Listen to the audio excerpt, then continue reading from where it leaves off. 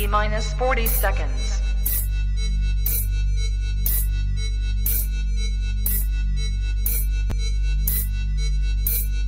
T minus 30 seconds.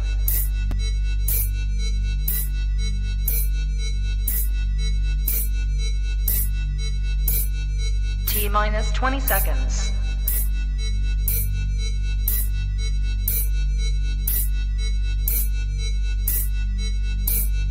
Ten, 9, 8, 7, 6, 5, 4, 3, 2, 1, 0.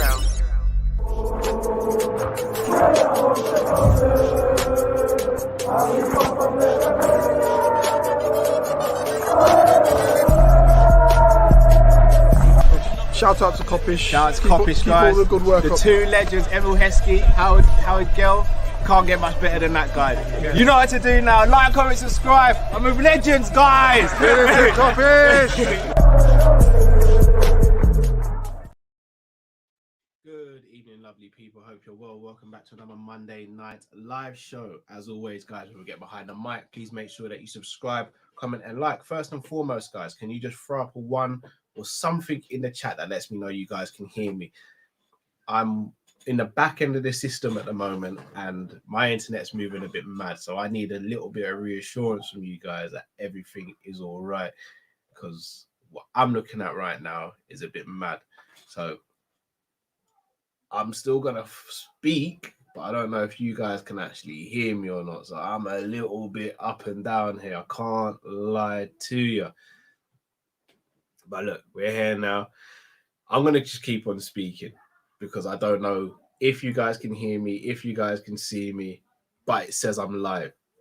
So I'm going to pray and hope that I am live and that you can see me and that you can hear me. Once again, if you can't, sorry, kind of don't know what to say. But we've got a few things we want to talk about this evening. Midfielders is on the agenda. Boy, oh boy, midfielders, eh? We've been linked with a few today, but the names we've been linked with have been very good. A couple of you saying I sound a bit low or a bit tinny. Let me check something. Hold on. Let me change. Let me see something now. How about now, guys? Is that any better? I'm starting to see your comments come through now. I'm starting to see the chat climbing. I'm not in HMP Wandsworth El Silver. For you to insinuate I'm in prison, that is deep. I'm not going to lie. I'm a straight and narrow person. I'm seeing people saying that's better. Clay, Simon, big up yourself as always, bro. I see you saying everything's good. Right. I can breathe again. Nothing like going live with bad technology or something going wrong in the back end. But we are good nonetheless, people. How you guys doing this evening / daytime / nighttime, depending on wherever you're watching? Drop me a little comment. Let me know how you guys are doing. I've had a long weekend. Good weekend though. Had work yesterday. Worked with an influencer who's a very good person as well. You guys know my day job is all about getting people to sign up to the organ donation register, to donate blood, and also to sign up to the stem cell register as well. 3 things I'm very passionate about, especially donating blood, because donating blood can save people's lives. And I don't think I need to sell it much more than that. So shout out to the ACLT, shout out to Omar, who I worked with yesterday as well. But yeah, back this Monday, and we've been linked with a couple names. One of the names I'm extremely excited about. Anyone who knows us on this channel will know that we're big fans of this player, and that is Manuel Ugarte. Plays for Sporting, who are having a really good season themselves. They knocked Arsenal out of the Europa League, the thing we might be playing in next season. But he's known for being a tiger in that midfield, a ball winner, a player who's good in possession, can drive with the ball, good feet. I'm not going to lie to you. Everyone knows my first choice for that DM spot is Declan Rice. However, it doesn't seem as though we've even really been linked with him like that. You see if we can grab a Manuel Ugarte, I'd be over the moon. However, this is where I want to speak to you guys, because I feel like we've mainly been linked with 8s. Rarely we linked with 6s. The closer we've been linked to 6s is today with Manuel Ugarte. I need to know, guys, do you think we will sign a 6? And if we don't, how detrimental could it potentially be? I know Drift's on the side of saying that Flacco is just having a bad season form-wise. Obviously, you got Basetic, who showed himself to be really good this season. I'd really want to know where you guys stand this, because I'll be honest, I think a 6 is even more important than an 8. 8 is extremely important for us, but I think a 6 is the most important position we need filled in that midfield, in my opinion. And the reason I say that is because when Basetic came into the team, we started looking better already, and he's not even seasoned. He's not even a vet. You wouldn't even class him as like one of the elite players. Like, obviously, we love him here, Steffi B and all that, but you wouldn't think that he's an elite player. And you think that, you look at that and the lift he gave to the team. Obviously, Thiago's an 8. He's not a 6. I don't want to see him in a 6. I do worry that we won't sign a 6, though, because I think Klopp looks at it and goes, Fabinho's there, Henderson's going to be a 6, and then also Basetic.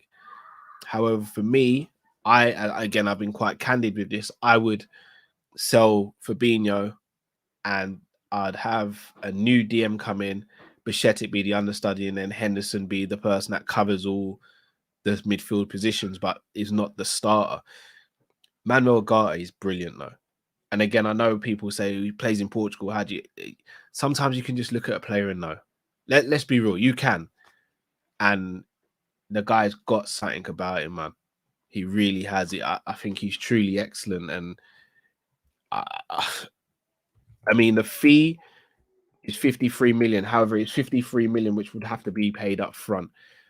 And I mean, I personally think we should just do it. Personally, 53 million for a top class midfielder in this day and age, I think is a no-brainer. Speaking of no-brainers, partner in crime and that. What's going on, bro? Can you hear me, bro? What's happening, bro? I'm not gonna lie, Matt. My internet's moving mad, so I don't even think it's you. Yeah, but you're glitching. But I think it's probably me, because my internet is moving crazy today. It's funny you say that. For a second, I thought mine was as well, because I can you not hear me clearly as well in the comments? So then make sure in the chat. Can you not hear me clearly? Can you see me clearly, just to make sure as well? I think the weather is really doing a damage or a number on us this evening with regards to the internet. Okay, because I just saw mine just dipped literally as I entered. Okay. Yeah, they're saying that I'm clear. I'm all good. So I'm all good, people. Yeah, I'm all good. You're both 100. All right, cool. Calm. Is the background? I don't know how much you caught of that, Matt. Sorry, bro. The background, is it just me, or it's not on? I can't hear you. I think it's me. Is it? It's not you, it's me. Something's wrong with. I'm changing the. This is a bit weird. Hold on.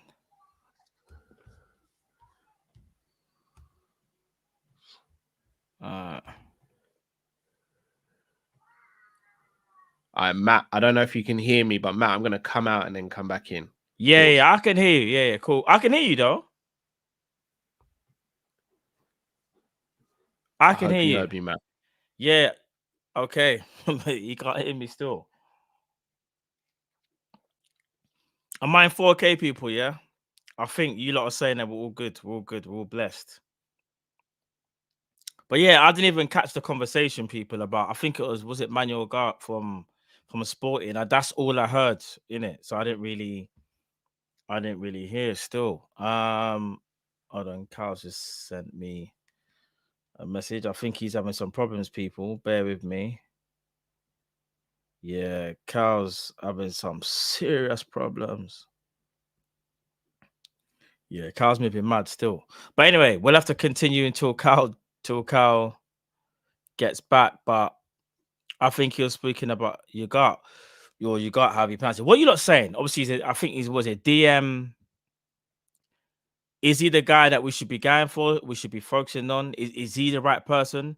And if he is, like, do you not think he should be replacing Fabinho? Because I'll be honest, yeah, like, I'm still not sure about Fabinho being first team. Like, I'm not trying to say Fabinho just has to necessarily be sold if he can find a bit more form. But you got Ugarte. Oh, is that how you pronounce it? Ugarte. Okay, cool. Prince 11 says Matt Ugarte is good, but I'm worried about his passing. Florentino Luis from Benfica is just as good in tackling and an amazing passer. He's just like Flacco about his pace. Okay, interesting. Yeah, I've heard about that. The guy from Benfica, innit? Yeah. The Benfica guy, the Benfica don. Luis. Yeah, he looks good. You know, he reminds me a bit of Ramirez. I don't know why, but he's good as well. Someone said, "Oh, so Tosin says no brainer, bro." But I think Klopp will still hold on to Flacco. That's the problem as well. Like, there's only so much. Like, you get me. We can keep players in that without having to kind of move people on, man. If I'm being honest, yeah, I don't know. I agree with K though. KLFC, big at itself, bro. He goes, I would prefer Saicedo. I would as well. Join. All right, so here's the thing, people. You know, if we were to, I know the concept's going a bit lefty because I don't speak about your gut, but you see, if we was to get Saicedo, yeah. After even, obviously, I'm sure I saw, maybe some of you guys saw the Brighton Man United game. Saicedo's he's just a problem for anybody. Like, it don't matter what team I feel like he plays in. He could go to a top 4 team, a relegation team. He'll go abroad. He could stay in the Prem, and I just still think he'll play the same way. I think he'll be amazing forever if he does leave Brighton. Because I don't want to disrespect him as well. Still, I'm not gonna lie. I don't want to disrespect him. So, and for the people that want to be rude in the chat, bro, I'm just gonna have to block you. Still, I can't even lie.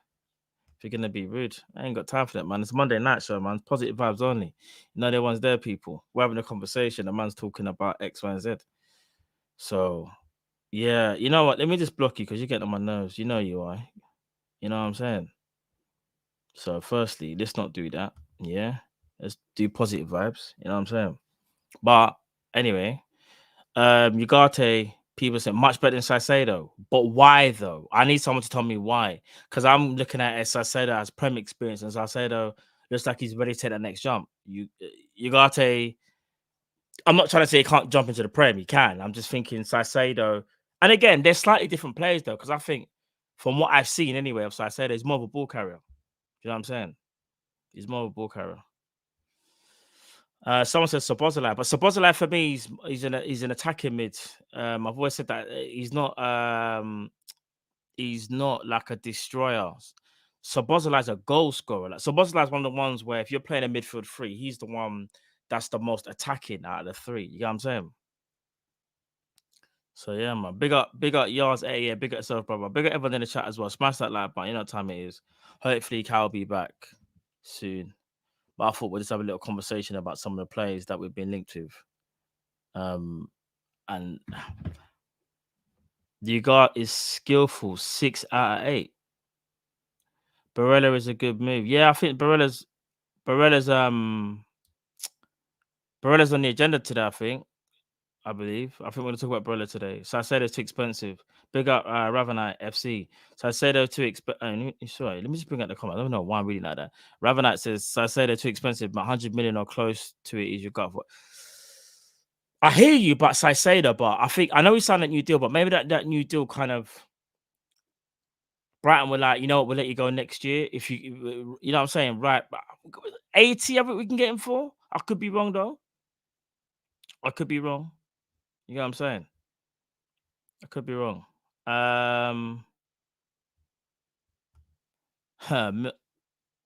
Millsy says, why not both? Fed up a budget, bro. I'm fed up as well, but we can only go by what we actually know. Obviously, we can always do the whole I wish, but you know what I'm saying? It's a bit mad still. We can't really do that much, bro. Big up El Silva. He says, Brighton, we definitely be asking for silly money. They will.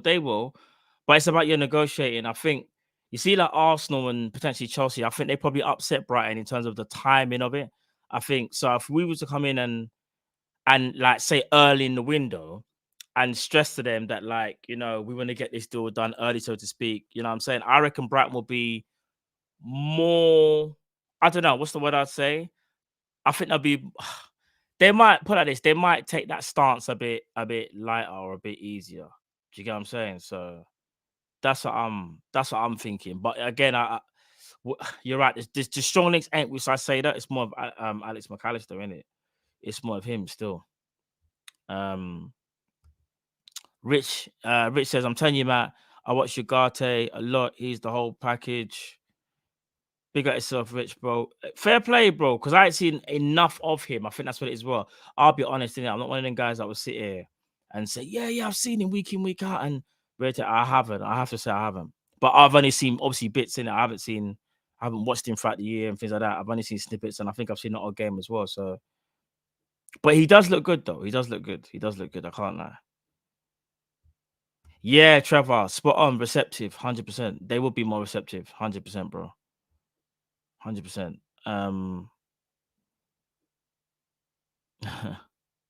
Yeah, I hear this.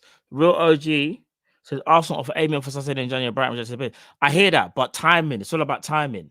It's all about timing, bro. It's all about timing. Justin Big X says, give me Thuram all day, man. If you're talking about oh my days. The one that plays for Nice, not the one that plays for Gladbach, the midfielder. I've forgotten his first name. It's the midfielder. I would prefer him as well. I've forgotten his first name, though. Not Marcus. That's the other one. It's Kefren Thuram. That's it. My brain went mad. He's a baller, you know. I think Kefren Thuram's a baller still. In fact, I'll say I would want Kefren Thuram. If we can't get Said, I want Kefren Thuram still. Kefren Thuram. Definitely. Mark A says he clamped down Enzo the other week. Very aggressive off the ball and quality on it. Is that Ugarte? Mark, is that Ugarte? Big yourself, Mark. Yeah. No, I remembered the Kefren Thuram still. Big up yourself, brother. Francisco A, big up yourself, my G.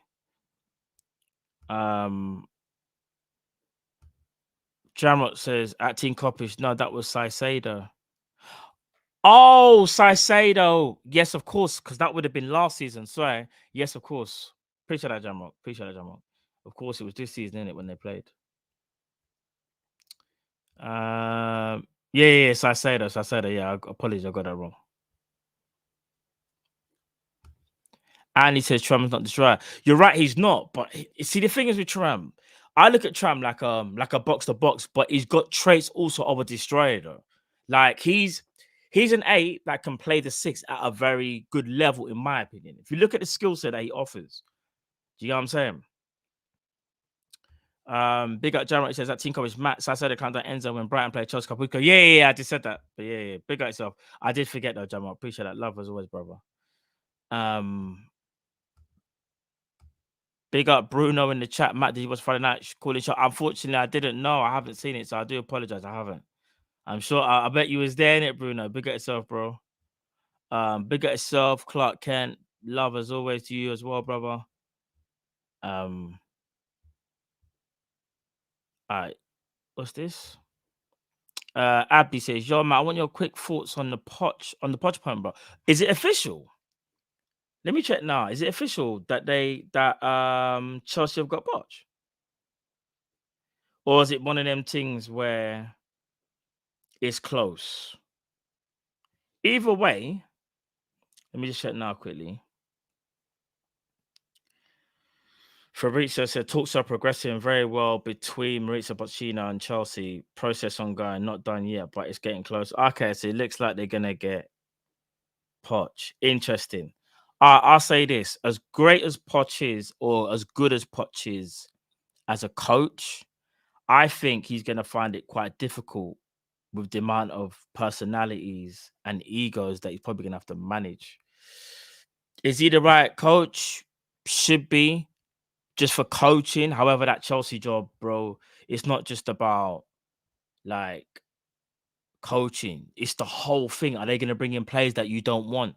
Are they going to like renew players' contracts and whatever? Like, and you don't have a say?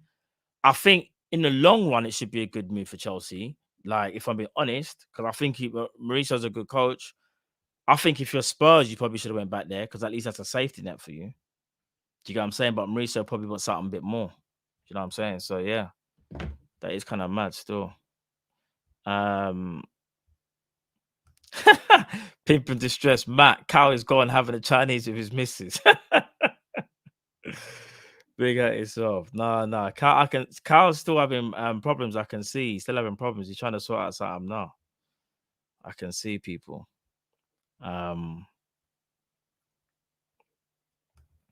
Prince 11 says, Matt, do you think we can beat West Ham now they're on good form and you're worried about our defense, especially VVD? Yeah, we can beat West Ham. That's not, it's just about the Liverpool that's going to show up though. Is it going to be the Liverpool that can win games and can actually battle through a game? Because the West Ham team that's kind of fighting that relegation, they're not going to be a joke, but we can beat them. 100% we can beat them. It's about the mentality though. It's the mentality. Hold on. Hold on, people. Carlos has sent me something now. Yeah, Carl's one's doing a madness. Carl, can you put your hand up, Carl, if you can hear me behind us? Oh, he's gone. Yeah, Carl finished right now. Boy, this might have to be a takeover freestyle show, people. You know them ones there. Who knows? It might have to be just a flipping cooling show or something. Might have to just switch it up. If Carl can't make it, if you can't get back in, people, we have to, you know what I mean? We have to improvise on the fly, people, you know, like that. Matt, are we getting top 4 now? You told me.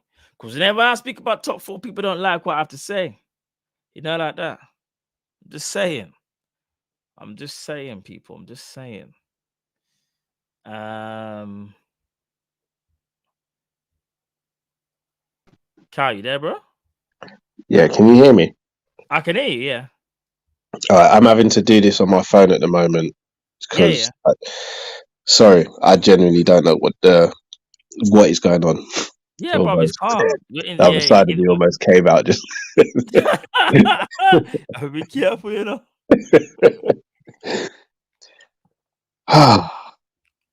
I've not literally caught any of what you said, so sorry, bro. I'll just be talking to the people. We'll just be talking. Listen, many people are talking about players, man. We're talking about, because also you guys talking about Ugarte, innit? And then people were talking about other players that they might want. And I said other players that I might want, like Saicedos, whatever. But I know there were certain players that potentially was on the agenda tonight, innit?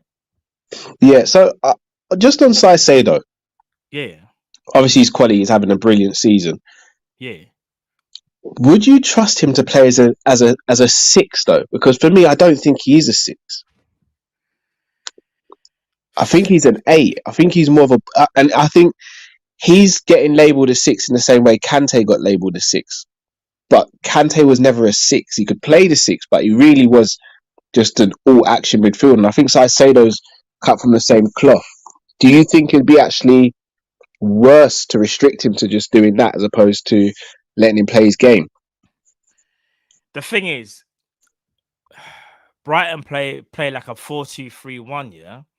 So he kind of does the box to box. All right, put it like this. If we was to get Saicedo, who I think is absolute quality, I think he really helps Fabinho. For all the people that think Fabinho's not done and it's just form, even though I'm worried it's not form. Saicedo can be a massive help in that. If you play him in a lone 6, you might be right. He might get found out, but I guess he could still learn that role because he's an 8 that can play the 6. But if you're playing a pivot, Fabinho and Saicedo just work, innit?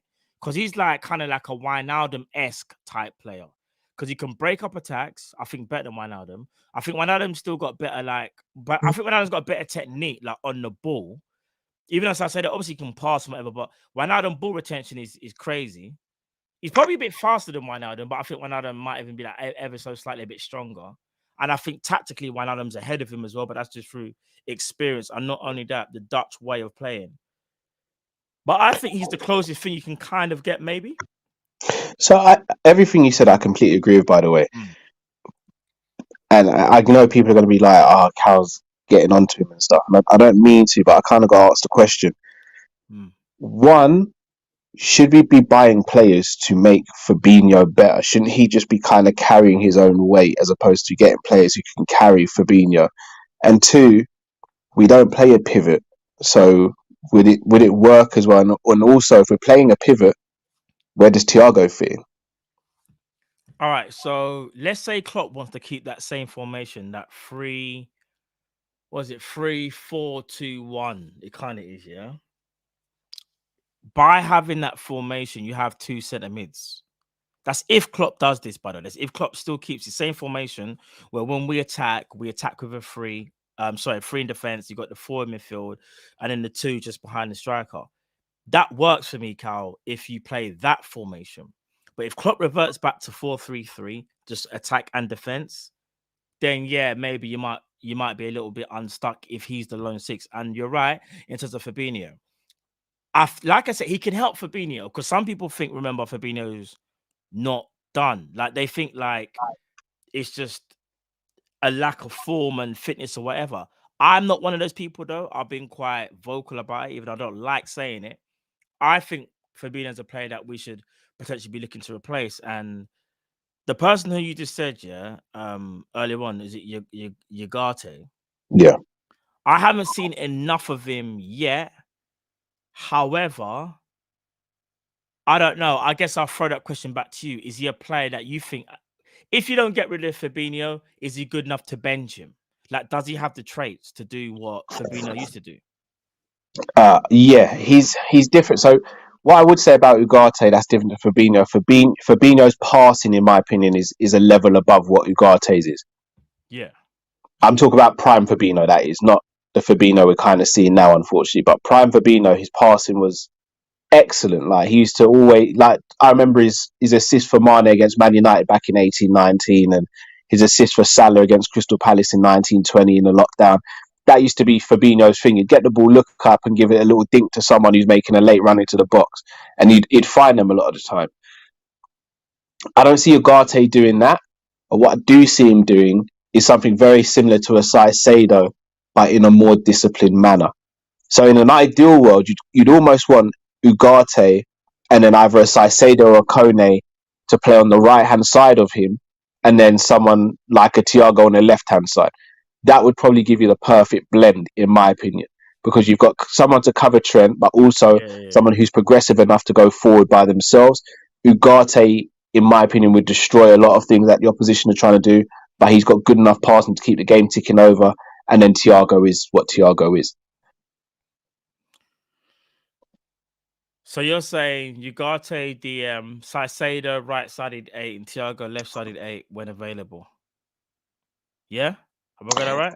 Yeah. If these are the players we're looking at, then yeah. Yeah. But I've got no problems with that at all. Because you're right. That you see Caicedo, you see the role of especially that right-sided 8 who, again, if we stick with 4-3-3 and that person needs to be very disciplined, knowing when to attack, when to defend and cover Trent, when Trent makes those runs, then I'm all for it, bro. And he's a guy, bro, he's got, let's keep it a buck in it. Caicedo's got an engine in it. Like he's never one of them players that you look at and go, oh, bro, like after 75 minutes, he looks like he needs to get subbed, innit? You see, like, for example, I'll give you a person. Tillerman shots there, I see that. I was listening. I wasn't going to bring up no names. Strays, bro. I wasn't going to bring in no names, but there's certain man that can't do the them Yuri strays. Bruv, I'm just saying, innit? Certain man ain't got the stamina, you know. Pause. This is Matt the Menace tonight. This ain't man like Matt tonight. This is Matt the Menace tonight. Boy, I'm not gonna lie, bro. If you didn't come back onto the stream, it will be takeover, Matt. I can't even lie, bro. Channel would have got striking also. Bare copyright. Bare copyright. It would have woke up and been like, why have we got? You know, them on drifting. You would have been like, oh, bro, meet with Matt. That's like 6 copyrights in 3 days. But But yeah, no, I hear your thinking though. It does make sense, 100%. You know what's going to be telling no Cal? I think you see the first player that we sign in the summer. I think we're Yeah. going to know from then. It's going to determine. We reckon we'll realize what formation we're most likely going to play. You know, because I think if we get an Alex McAllister, for example, my brain automatically says we're going to 4-3-3. You know, do you know that? Yeah, I hear that. But I think- mean, do you even see Klopp signing a DM this summer? There's so much chatter about Liverpool buying 2 or at least 3 midfielders. Can I see Liverpool? If Liverpool buy 2 midfielders, I am worried that they're going to buy 2 8s, or they're going to buy an 8 that can play the 6. It's about getting the right player. If you get 3, I reckon Liverpool get a DM. You know, Liverpool get a DM and 2 8s. But let's just go with the former, and they go with 2 8s, but one can play the 6 at a good level. I wouldn't cry about it, but I'll be annoyed because I'll still be like, we haven't really addressed it because Fabinho, as good as we think he can be, he's still theoretically our number 1. And if he doesn't play, that's only when that 8 can play the 6, and then you're sacrificing the 8 to where he's got to play the 6. So it's one of them things, bro, where it's like we need to address all the issues. And in my opinion, bro, Fabinho is still an issue. I could be wrong. If I'm wrong, I'll hold my hands up next season and be like, guys, I was wrong, you know. Fabinho, I should never have spoken up. Or no, I shouldn't have realized, like, he was always going to improve. It was this, it was that. But as things stand right now, bro, I don't see it happening. I'm with you. I don't as well, and that's a worry for me. If we come out the window with 2 centre midfielders and none of them are a DM, I'm very concerned. Yeah. Because I just think to myself, that to me would kind of say Klopp's looking at Fabinho, Henderson, and Bajcetic to do that, and Bajcetic out of all 3 of them is the only one I trust to do that. But again, it's a lot of pressure to put on his shoulders in a season where we've just had a bad season and we need to get back to grips with who we are and what we're meant to be. I can't see it. I hope to God I'm proved wrong, but I feel as though Klopp feels as though Fabinho just having an off season, and he loves Hendo, so the less said about that, the better, to be honest.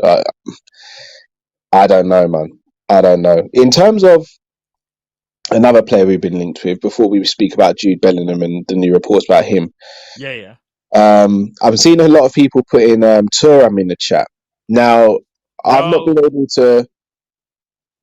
Is it that prominent at the moment? Do you think, or Kefren Thuram, he's definitely on the list from what it looks like.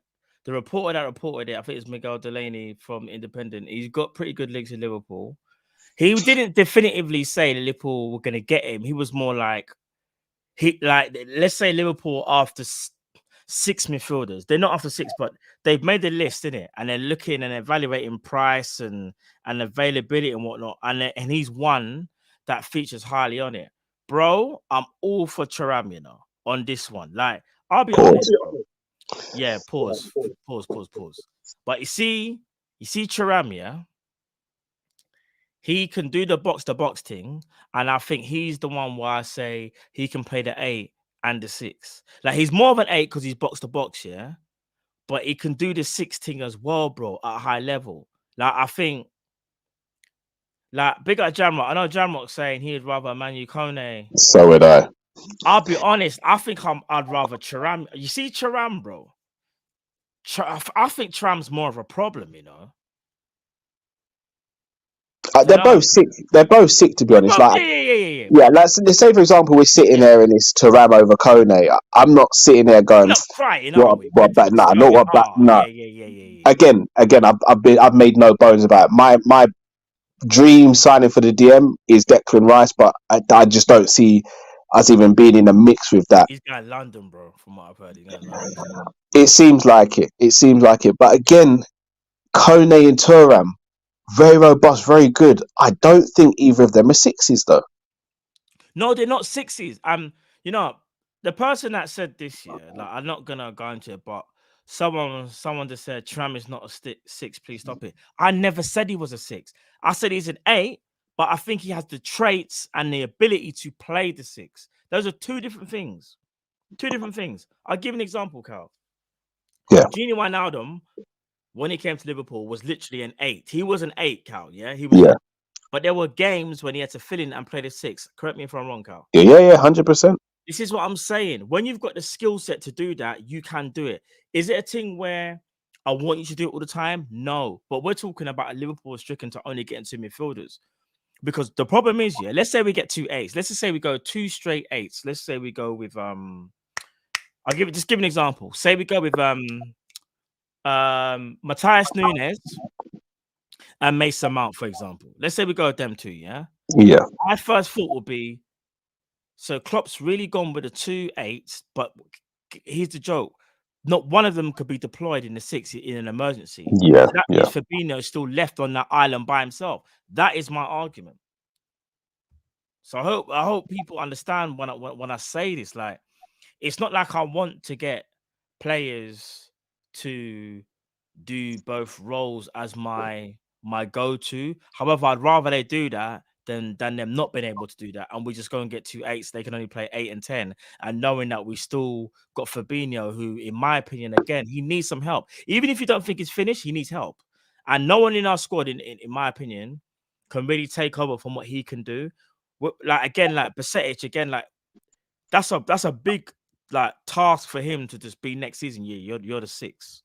Yeah, like, you're the 6. Like that's too much on his shoulders, bro. I mean, for crying out loud, the man got a stress injury through playing this season. Yeah. So it's mad. Let me ask you a question, Matt, before we move on to the next subject. Is a 6 or an 8 more important for you? So if I sat here and I said to you right now, I was like, bro, there's no options. You have to choose between one of the 2. You either get a 6 or an 8. Which are you picking and why? I'd rather an 8. Okay. Because we've got a show. Now we've got a show. Go for it, bro. Because I'm complete opposite to you. But go on. The reason why I say 8 is this. I need the 8 to play progressive football. We don't have an 8 other than Thiago that can play progressively at a high enough level. Henderson can't progress with the ball, can't dribble with the ball. Curtis Jones can progress, but more time than not, he'll get the ball, go backwards or delay. So he's not really progressing. And I'm talking big games as well. Flipping James Milner, obviously, he can't really do that. If you press James Milner, you know what time it is. Flipping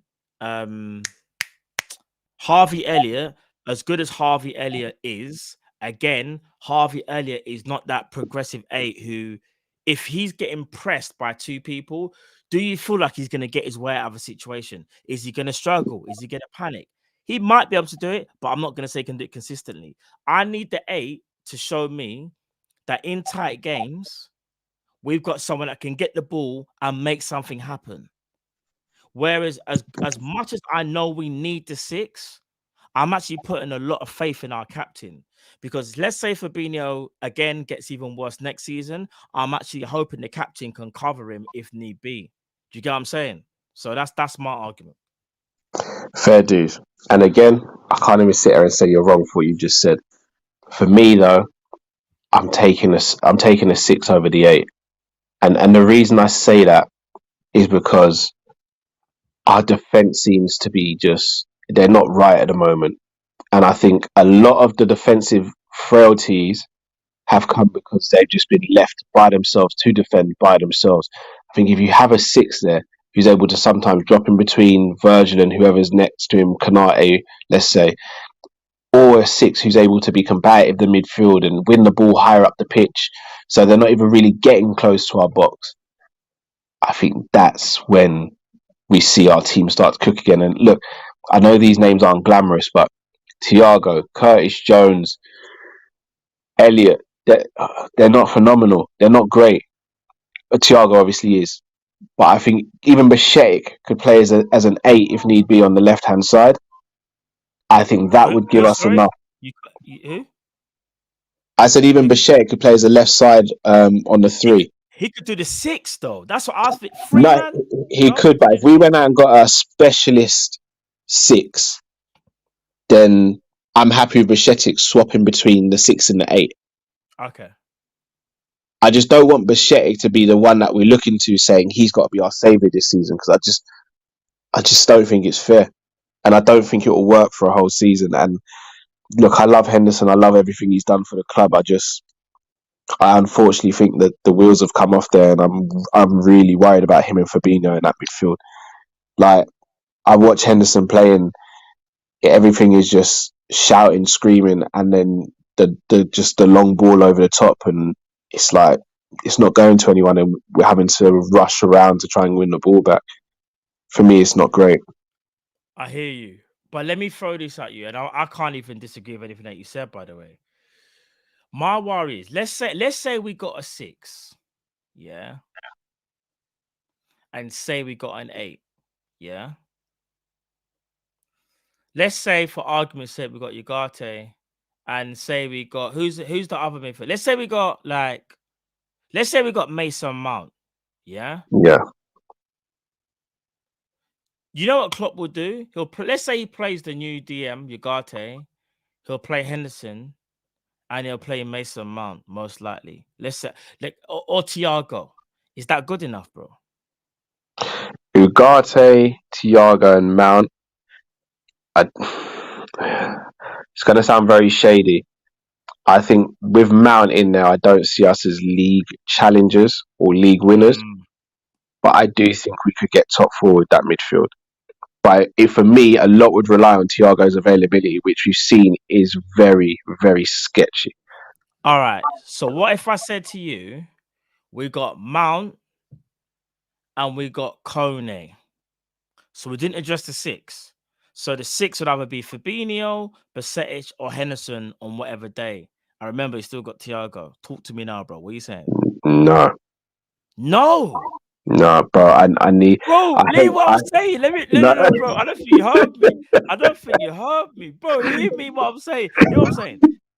But flipping. All right, Mason Mount and Thuram, or Mason Mount and say Gravenberch, or Thuram and Gravenberch. Yeah, whatever. All right. Do you know what? You know what I'm gonna do actually.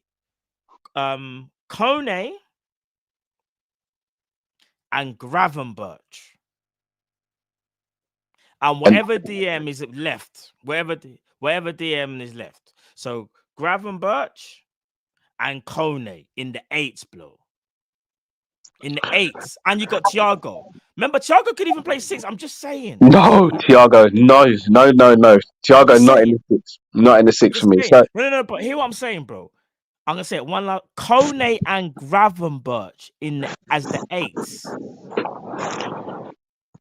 Probably it sounds sick on paper. I just want someone in that DM spot. And look, this is as much as I go about. You know how much I rate Pachetic. You know how much I rate Gravenberch. You know how much I rate Kone. Yeah. For me, I need a DM that just knows what the damn job is. Like his job is, I'm gonna bruck everything, and then I'll play ball when we've got the ball. But when we ain't got the ball, I'm brucking up everything. Whether that be Declan Rice, Ugarte. I'd even think of playing Kone in the 6 if we had to, as well as Saicedo if we had to. But I need to look at that 6 position and think, nothing can get through that today. Or even Thuram. And then I think Thiago, when he's fit, he has to play because we need that little bit of source and creativity of breaking the lines. Yeah. And then for the right-hand side, brother, you can give me Kone, anyone, pretty much. I'm not on the Mason Mount thing. I'm just not on it with all due respect to him. Yeah, do you know what, though? My worry is that because we're so heavily focused, it would seem on the homegrown thing. I think we're really, you know what I've said already. I think we're really trying to get Mount. I know Todd Bowley has spoken to Mount. Was it Friday? The reports are coming out now that Bowley's trying to stop him from leaving and intervening personally.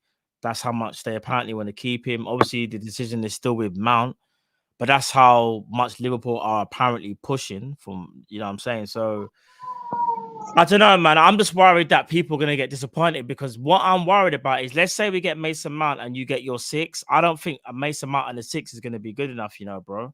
I would rather it was like, I don't know, man, like Mount and Gravenberch or Mount and Thuram. I don't know. Because here's the thing. Let's say that we're wrong and Fabinho can kind of go back close to the level, because you need obviously the runners around him or the athleticism around him. It could run, and obviously you still got Henderson there, you still got Basecchis there. I know it's not ideal, but I'm worried though, bro. We're sleeping on the games where you can't break a team down or your midfield just gets overran. Because it's okay, That's your true. destroyer just like stopping attacks. But when your destroyer stops the attacks, then it gives the ball. You do realize he's still giving the ball to Henderson and probably Thiago or Mount. Do you get what I'm saying? So we can put out the fire, but we can't put out no one else's fire. Pause. Do you get what All I'm right, saying? so I again completely agree with what you just said. The only thing I would say, and look, maybe I'm being a bit nitpicky here, but what I seem to find is when we're playing against teams who we can't break down, and those teams win the ball, they're able to hang on to the ball a lot longer than they should be able to hang on to the ball. So with them hanging on to the ball, it means they can regroup, it means they can break our flow pattern, it means we're chasing the ball around, we're getting tired. If we've got 3 centre midfielders in there, especially a DM who can spot that danger from early and say, what, they've had the ball for 5 passes, forget that, done that, it's done now. It just puts extra pressure on that team to keep on defending. And that's how you a lot of the times when you break teams down, you have to break them down mentally before you break them down physically. And I don't think we're doing that. We're hoping to break them down physically, but mentally they're looking at us and they're going, well, all you're going to do is go wide and then cross the ball in. That's light work. But and then the moment we get the ball, we can keep it for a long amount of time.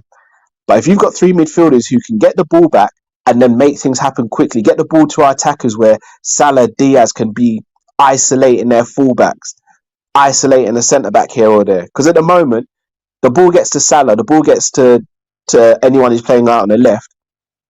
They're surrounded by 3 players straight away. There's nothing they can do. So they've got to then look backwards.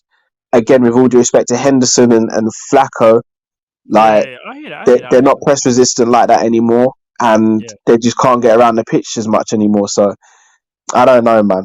Another name though, Matt, that's been linked with us quite heavily today, Nico Barella.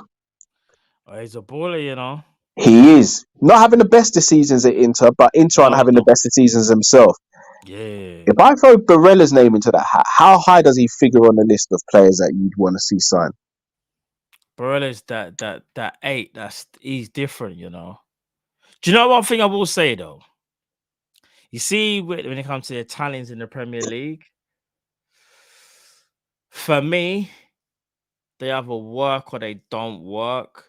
Like, for example, what's his name? The one that used to play for Chelsea, flipping Jorginho. He settled in, played well, but you see, if I said to you, name another another Italian other than Jorginho that plays at a high level, could you name me another one? Currently or in currently, just currently. I mean, Chiesa before the injury. Not in the Prem. In the Prem. Oh, currently, I don't even know who else is in the Prem. This is what I'm saying. They're very like. Here's the thing. That's not taken away from them. It's just that even over the years, like like some have been able to do it, and some haven't. You're right. I think you're right, though. I think. All right. Put it like this: if Barella was to move to Liverpool, I'll be gassed because Barella is sick. Don't get me wrong. He ain't no Verratti, but he can still do his thing. To be fair, he can get around the pitch better than Verratti. But Verratti's just that technician that, bruv, man, you pay to see Verratti play football, man. He's just too sick at the game. But all right. How does Barella fit into the mix? Barella, talent-wise and quality and age and profile, yeah, he might be one of the first names on the list. No, he is. He might just be that guy. Sorry, I just saw a comment. I didn't want to scoot past it. Where is it? Don't tell me I've lost it. No, Barella's a bad man still. He's been a bad man from early, but Szoboszlai is another player as well that we could potentially should be looking at in my opinion. I said this about 2 years ago. The only problem is with Szoboszlai is more in the 10 mode than a CM, though, if I'm being honest. Like, I think he does the hybrid thing between an 8 and a 10, you know. Bro, you'd have to coach. Because hear this now. For Leipzig, he was doing the outside left thing or the inside left thing. He weren't really. I know, at that time, Leipzig were playing the 4-2-2, and he weren't really doing no box to box thing. He can do it. I think he got the traits to do it. But he's one where you'd have to kind of coach that into him. But I'm not gonna say no because I think he's a bad man, and like I said, he can get goals, and that raises the question, bro. If we get 3 midfielders, this changes the game. Because if you get 3 midfielders, yeah, I'm saying Declan Rice, Saicedo, and Szoboszlai or something, or Declan Rice or Ugarte for the 6, Thuram in the 8 or whatever, Szoboszlai in the 10 / another 8, but the 8 that's closest to goal. But we know we work with restrictions. That's why we have to think of 2 in it. Have to think of 2. So all right. If I was picking my dream midfield 3, yeah, it would be Rice in the 6, yeah, Kone for the right hand side of 8. over Saicedo. Yeah. And I know that's gonna rub people up the wrong way. I know it is, and look, I'm not even mad at it.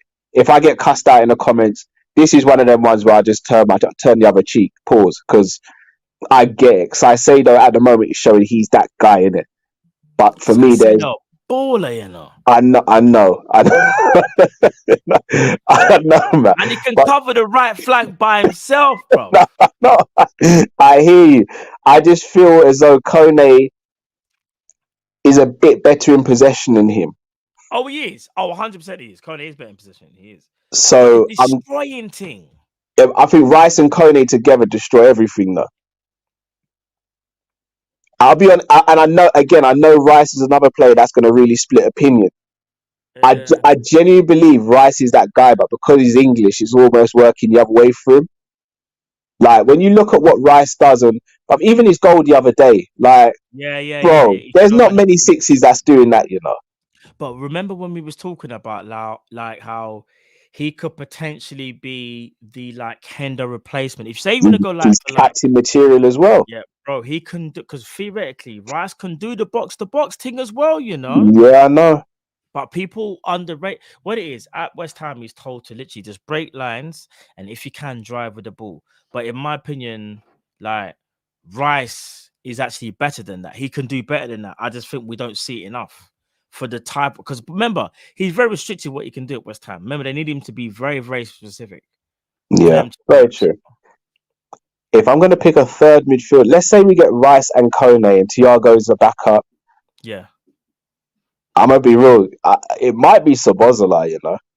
I'm not saying he's better than the other names. He's not better than Barella. I'll say that for a start. He's not better than Barella. There is something about Szoboszlai that just gives me the... It gives me De Bruyne vibes. It gives me young De Bruyne vibes. Bro, 2 years ago, when we were doing members with whatever, there were 2 names I kept on mentioning, Ryan Gravenberch and Szoboszlai. And kind of mad how you fast forward 2 years later and when I linked with these guys, even though we were loosely linked with them, especially Gravenberch, maybe last year. Do you know what annoys me about Liverpool, though, bro? If I'm being honest, I know that I'm slightly sidetracking here, but all these players we could have potentially got like a year earlier. All these issues, bro. Like that's the killer. Went to Ajax for £22.5 million, I believe it was, yeah. And lo and behold, he hasn't really worked. Well, obviously, no one knew that, and like he's now available, but obviously you buy him now, want to sell him for a profit. But why did we go in at the time when he was at flipping Ajax? So Szoboszlai, like I was saying, big up Imran. Big up Imran. Imran says Matt was saying Szoboszlai for time, Szoboszlai. But no, bro, trust me, he's a problem. And I think I said even one of the members' videos, I think I went a bit OTT, but I didn't mean it like this, but I said he could be our De Bruyne-esque type player, like because he can do the 10 and the 8. I said he's not really a box-to-box, but he's an attacking mid, but he's got traits about him that I think that if you use obviously Klopp gets him on the training ground or whatever, he can teach him to be a bit more defensive at times. But Szoboszlai has the talent, though, bro. He has a talent, man. He's got a killer pass on him, in my opinion. And he can shoot from range. Ting, bruv. Oh, bro, he Telling can you. shoot from range. He can I'm shoot telling you, from bro. range. Outside So the box, bro. those would be my three though, if I could. And then Yeah. behind that, you've got Thiago, you've got Bachetic, you've got Jones, Elliott, and then I think we'd be in a good. I think we'd be in a good way. Yeah. Speaking of the player that everyone wants, but we kind of know we can't get at the moment, Jude Bellingham. Reports Yeah. have now come out that, and look, I'll be honest, I think a lot of this is clickbait, and the journalists doing this, they're brilliant because they know what they're doing. But he's apparently told Dortmund he wants only Liverpool. Dortmund, however, have said if that's the case, we ain't selling you this summer for more than. Well, apparently we put in a bid for 85 mil, got rejected.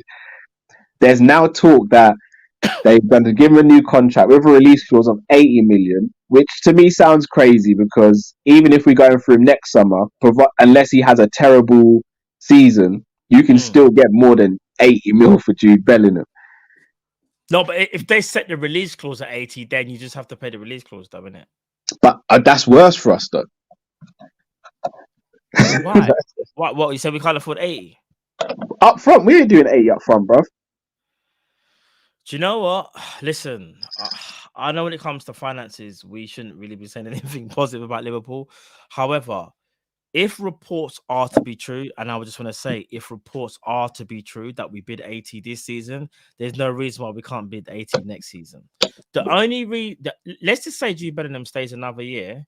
In my opinion, that's the closest indication that he wanted Liverpool and that he's willing to wait. And now he's basically saying to us, "You got to do your job.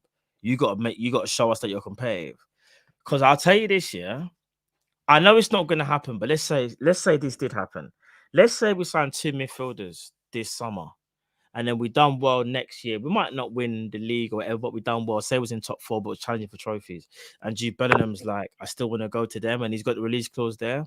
Liverpool would have actually played a blind up. We would have been annoyed that we wouldn't have got him a year before, but we would still look at it like we got 2 midfielders and Jude Bellingham. Obviously, that's like a flipping, that's something that most likely won't happen. However, I do find it kind of mad that no one, and I could be wrong, maybe because Dortmund are still they're still fighting for the league in their competition, but I find it weird that no one, like, there's been no stories of Madrid or Man City saying they're close to agreeing the fee. Because remember, there are even reports from a lot of creditable journalists saying the Jude Bellingham stuff, he will come out with a decision very, very soon. The decision, he never came out of it, but it's now seeping out that it was Liverpool. I don't know, like, I could be wrong here, bro, but are you not quite surprised that you don't hear Bellingham to City is close or Bellingham to Real Madrid is close? Or you just think it's just a matter of time when the season's over? I'm not surprised at the moment because I've been praying hard on it, brother. I believe in a God that is real. God is real, bro. So you never know, bro. God is real, bro. So, but all jokes aside, if Jude only wants Liverpool, then I love the kid and I want him even more. But I can't begrudge him if he sits there and he goes, I want to move this summer. I don't want to spend another season at Dortmund. I love it here, but I want to really take my career to the next level. Who wants me? And he looks around, and if Man City go, bro, we're sitting there, and Man City could potentially win a treble. They've got Haaland there. They're going to have a massive Gundogan hole in the team.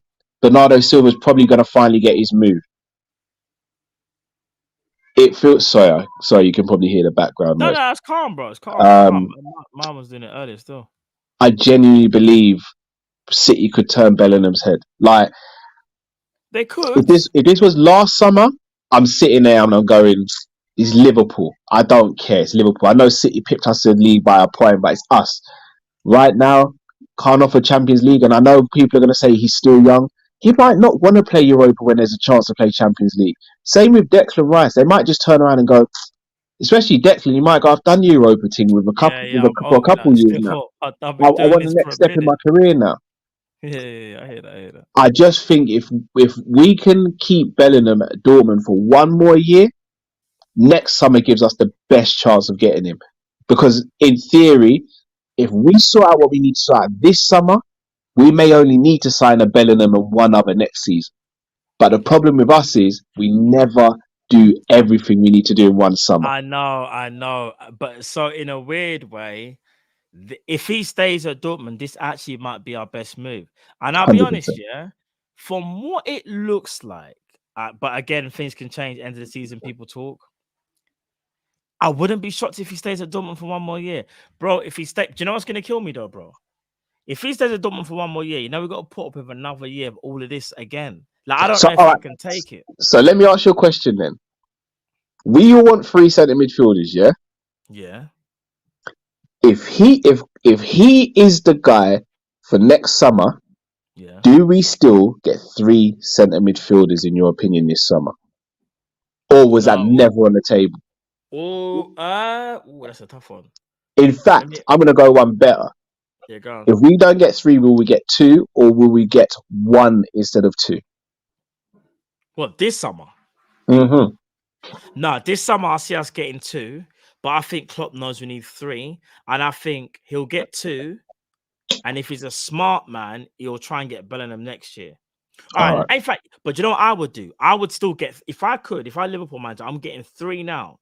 Naby Keita, Oxlade-Chamberlain, Fabinho, and Milner are all in the mud for different reasons. Sorry, let me cut you for a sec.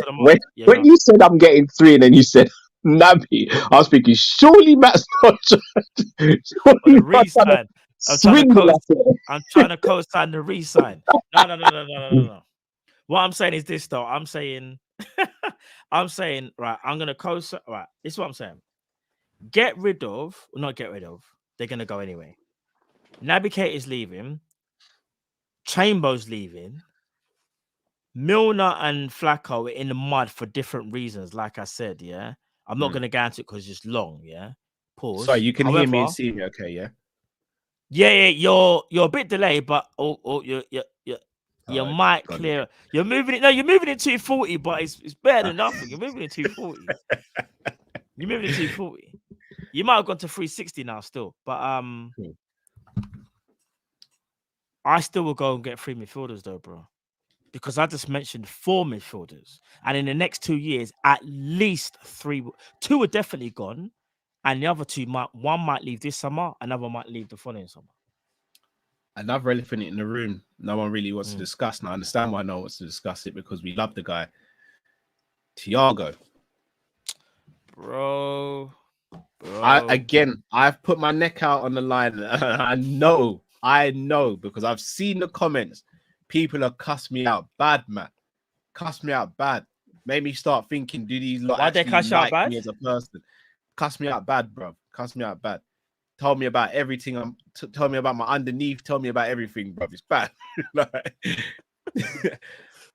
I love Thiago, but I maintain the best ability is availability. And I'll be honest, if we're sitting here right now and Thiago plays 80% of the games of the season, we might not be in this position right now. However, we are, and we know kind of what happens.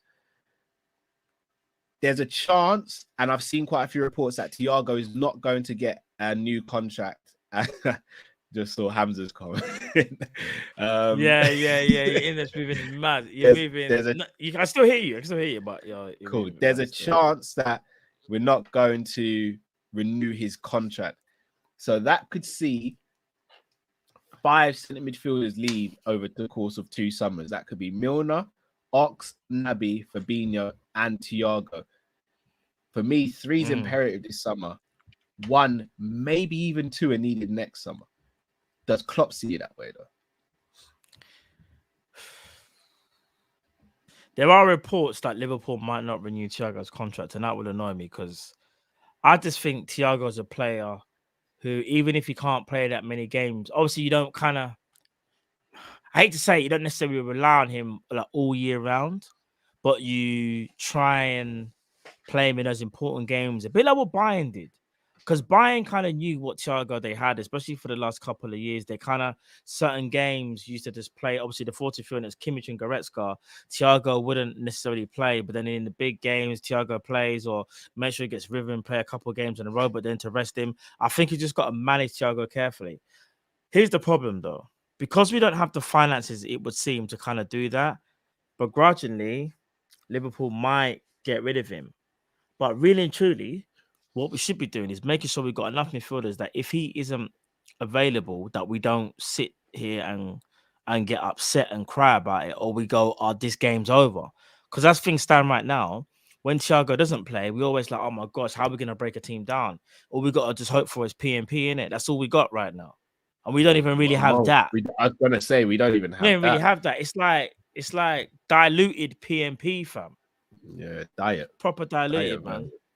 Yeah. so I PMP don't know. 0. Yeah. All right. To play devil's advocate, and I don't want to do this because it's Thiago.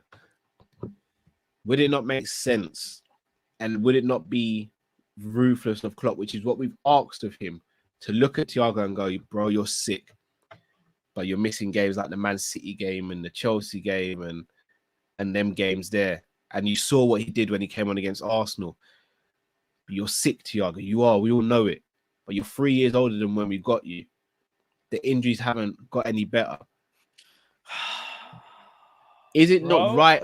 Is it not right at a club to go, look, you're quality, but we need X and X and X so we can? Because, let's be honest, as great as Thiago is, it's not great when he's not even available. It's the same reason I'm on board with Firmino leaving while he still can leave as a legend. Because again, I don't want Thiago to overstay his welcome, and then we're going, Thiago could have been the man, and he can barely get on a training ground, let alone the pitch. All right, let me ask you this. I'm gonna fling it back at you.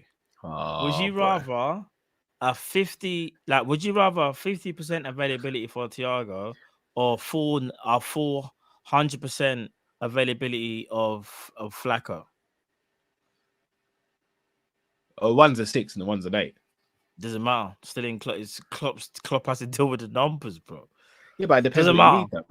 The reason why I say this is because I need someone to close off the game, and I can't live in a world where I can see one player will just never be the same. Where there's another player who he's so good, it's just that he's just unavailable. Remember, we're not talking Naby Keita good. Like when I say this, like we're talking Thiago. Like this isn't if Naby Keita is fit, but he's only available half the time we keep him. Bro, Thiago is different. He's different, bro. And if we actually get the right players in place, we could live with a Thiago in Liverpool who we know might break down every now and again. Bro, I'm going to be honest, and I don't want people to get annoyed by it, but like even like guys like Jordan Henderson, like Thiago is like, quality-wise, Thiago is better than everybody in Liverpool, bar maybe a few, like quality and what he offers to Liverpool, yeah? Then you got players that have been amazing for us, but they're on a decline. Thiago's not on a decline. It's just about staying fit.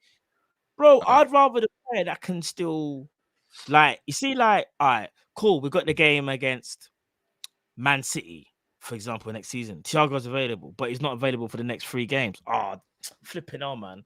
Or would you rather have the guy that you just know that whenever he plays is just...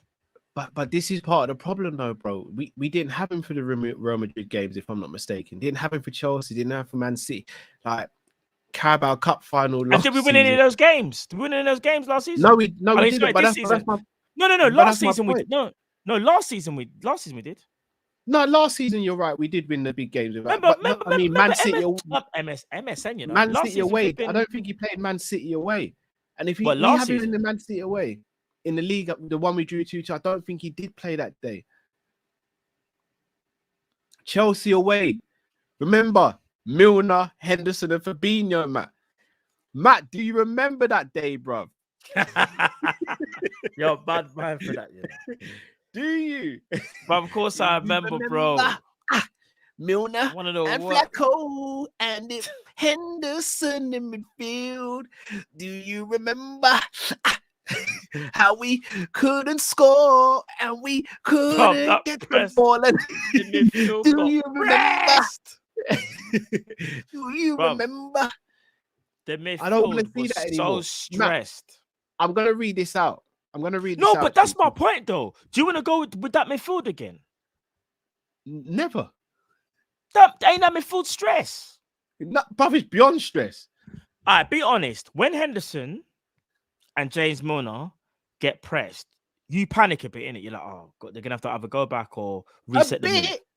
A bit. Yeah. But when Thiago gets Panic pressed, something. you're just thinking you in your brain, you don't even worry. You just think even if he loses the ball, you'll be like, next time he does that, he'll do something different. You just kind of know that he's got it within him to kind of, bro, we're gonna have those players stay longer than the guy that can get out of those situations I just mentioned. I hear you. Check this though, Matty. I'm gonna read out something for you. I'm going to ignore the 2021 season because we obviously know what happened with Richarlison. Yeah. Last season, he missed 10 games with a calf injury, a further 3 with COVID, that's 13, another 7 with a hip injury. That is, so what are we on so far? You said 13, then 7, 13, that's 20. That's 20. Mm. And a further 3 with thigh problems. He missed 23 games last season. But how many games did we play last season? 63, I think. But that can run. We can't, bro. So you're telling me he was available for 40-odd games? But I expect him for at least 50 games, bro. If we're gonna play 60, if we're gonna play 60-odd games, bro. And remember, just because those are the games he missed, bro, doesn't mean he was available for some of the others. Because no, but he was no. Those are no. But the point is, he was available. All right, but he wasn't match fit. Carl, let me rephrase it. Do you want Thiago to play 40 games in a 60-game season, or would you rather Henderson and Milner play 60 games a season? No, but you're setting me up to fail, bro. Look at your face. I'm not saying you have to fail. I'm not saying I'm asking you a fair question. It's not. I understand what we're doing here, fam. I'm asking you a fair question. It's not a fair question, though, bro. Bro, come on, but man. Matt, that's a third. He missed over. No, but you know what the answer. But you know what the answer is. I know what the answer is to that question, but he missed over a third of our. Matt, again, no, I hear you. 17. He's missed 17.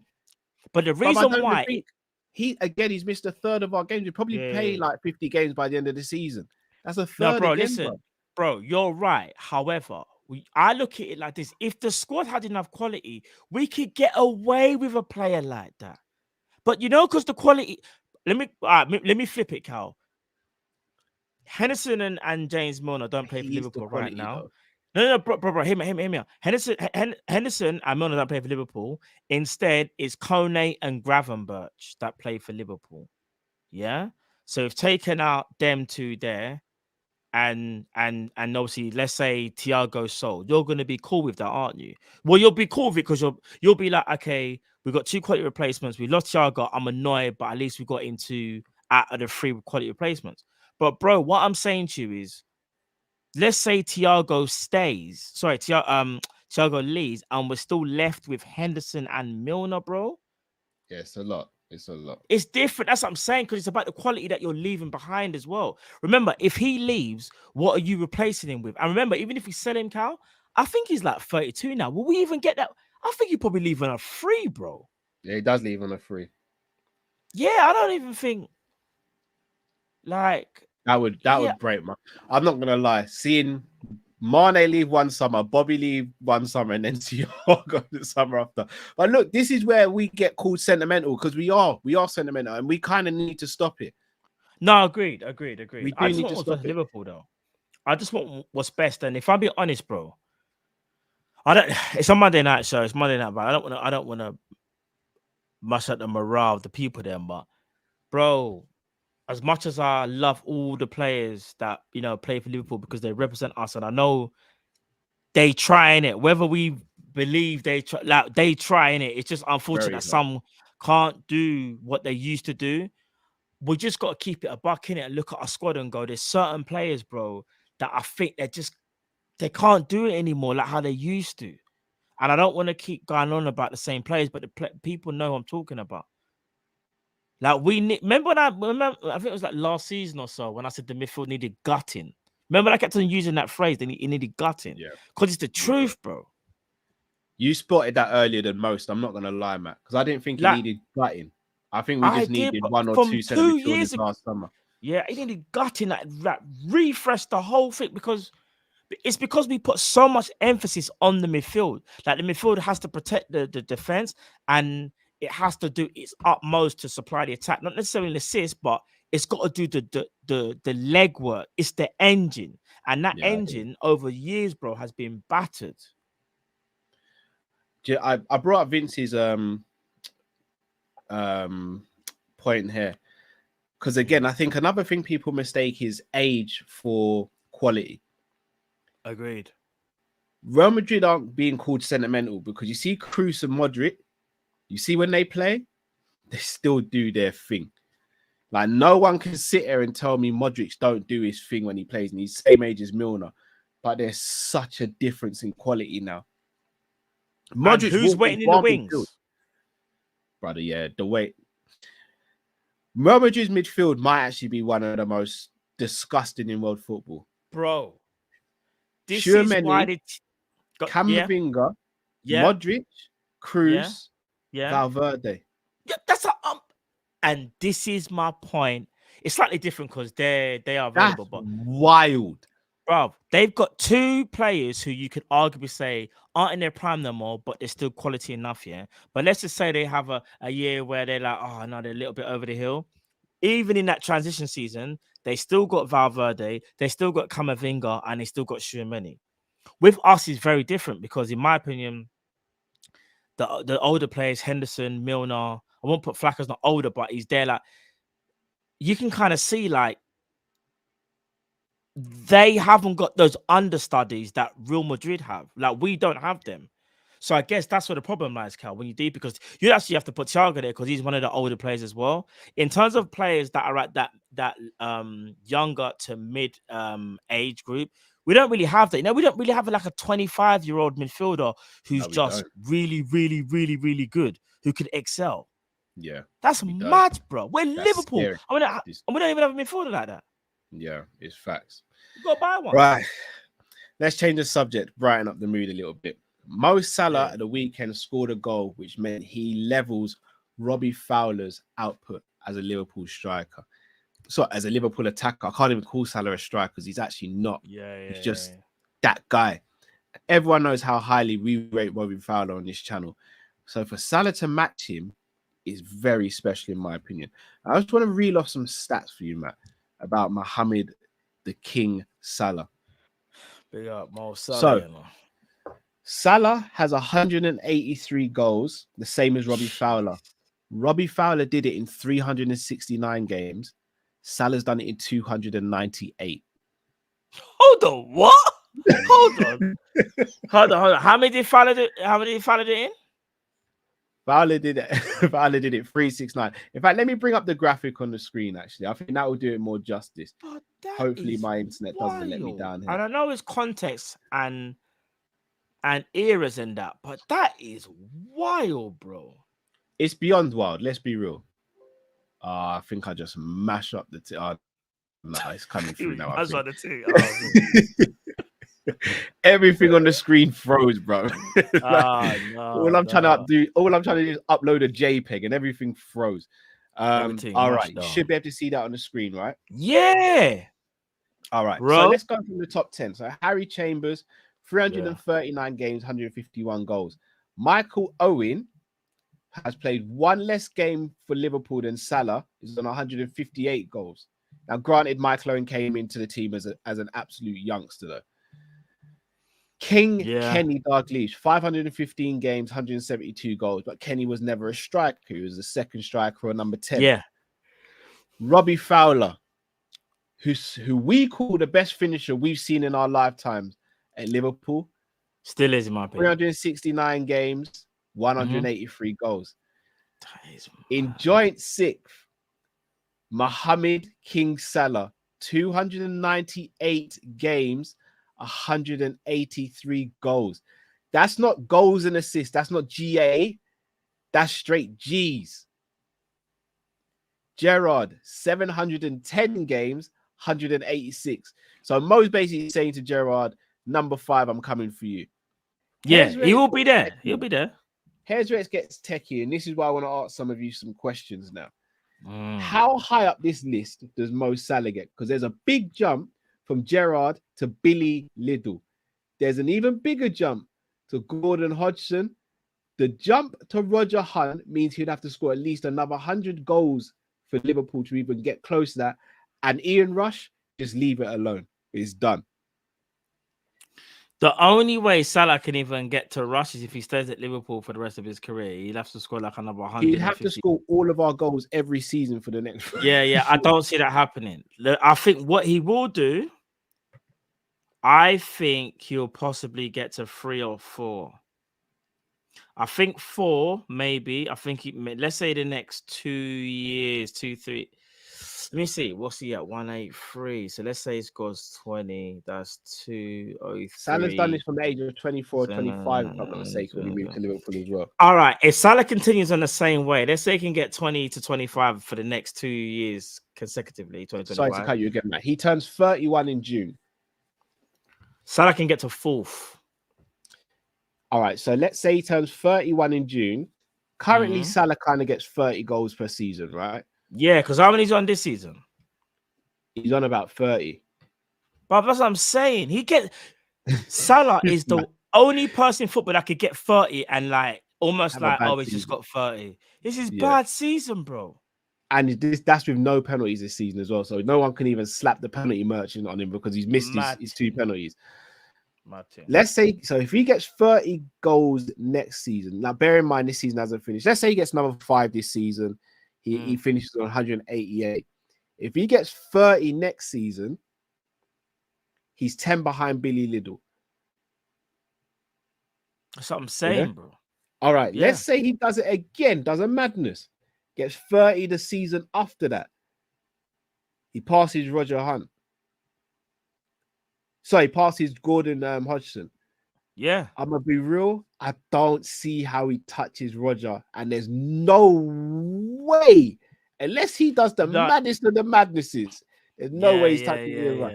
I don't think we'll see anyone in our lifetime cut Ian Rushes. No, because I don't think no one will be at the club enough to put it like this. If Salah was at Liverpool from when he was like 19 or something, I think he could have done it. Because look at Rush's appearances, bro. Look at the appearances. I know, yeah, it's true. You think Salah's gonna make it? That's the thing. Salah hasn't made 300 appearances now, yeah, and he's at 183.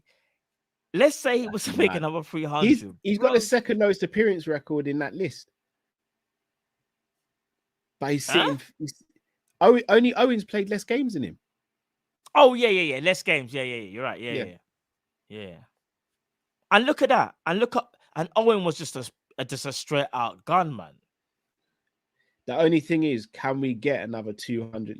Can we get another 200 games out of Salah? The way how football's played, I'll probably say no, because he'll be like 33 maybe or something. I reckon Salah gets another 100 goals. Maybe. No. Like, you reckon he gets another 100? No. I was going a bit too far there. All right, let me think. He's on 183 now. He'll get like another 60 goals. 60. I'm going to say 60. 20 for the next 3 years, potentially. And I say potentially. He might not. He might only get 40. For that, will be the next 2 years. Like, he might get 20 next season and 20 the next season. But I could be wrong, because if he hits 30 and hits 30 again, he could do 60 in 2 seasons. After this one, by the way. He's crazy. I think if we had a better team this season, I'll be honest, I think Salah would have been knocking on the 200 goal mark by the end of this season, I think. And then I think we've got a conversation potentially for 3 and 4. If he's sitting on 200 by the end of this season, I think there's an argument to say he could start chasing down those records. But the problem is his minutes going to start being managed more? Because again, that's something we've all asked for as well. There's a reason we're asking for a move with the RB so that his minutes can be managed. But here's the flip side though, Matt. As he gets older, will he be moved more centrally, which would potentially give him more chances to score goals? Potentially, he could even be a 10 or a centre. Salah's got the ability to play the 10, play behind the striker, like a second striker, so to speak. So he could do that still. It's going to be interesting to see his development. I think if he stays at Liverpool, we know he's just going to bag goals. It's just going to be interesting to see if his position does change in it. So, yeah, that's going to be mad still.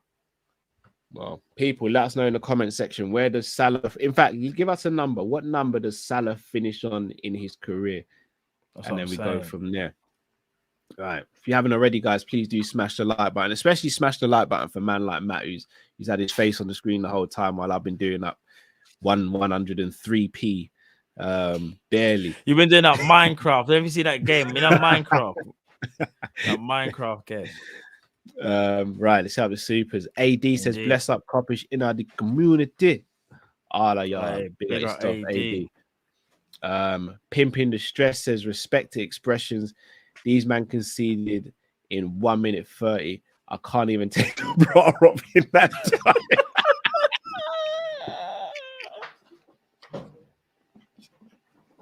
You know what? Yeah, big up expressions. Yeah, the pain him and George and Toad, bruv. The pain them, man. Listen, it's different now because bigger X. Because I saw one of his streams actually, and he just looks so broken.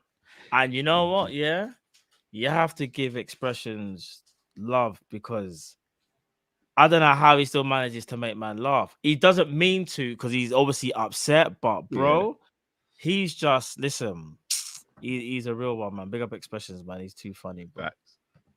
Friend of the channel as well, man. Big up expressions. Jade Activist says we can't sign players with Thiago in mind, same as Fab. 1 year left on his deal and been injury prone. We can't sign players with Thiago. I read it again, you know. Hold on, what? We can't sign players. We can't sign players thinking of, oh, how will it affect Thiago or Fabinho? We just got to do our business and then they fill in from there. Oh man, listen, man. Right, Jay, careful, Jay. Listen, we're not selling. We don't need to sell Thiago right now. We don't. We've got bigger issues to fry. Cal, what did you say we need to get? A 6 or an 8 first? 6. All right then. You said an 8 though. Yeah, but did that 8 go be Thiago or could that be Navigator and Oakland Chamberlain? Bro, come on, bro. Thiago ain't going nowhere. Not yet. If he maybe has another season like this, then you might go, But no, not Thiago. I hear you. Sorry, bro. Jade Activist with another one says, get Barella from Boca, need to take risks like Enzo. Facts. I don't know anything about Barella. No, but here's the thing, Matt. If what we're hearing is true, he's available for like 13 million. Bro, that should be chump change for Liverpool, where you go and get Barella and go and send him to Portugal and let him develop over there for a year or two.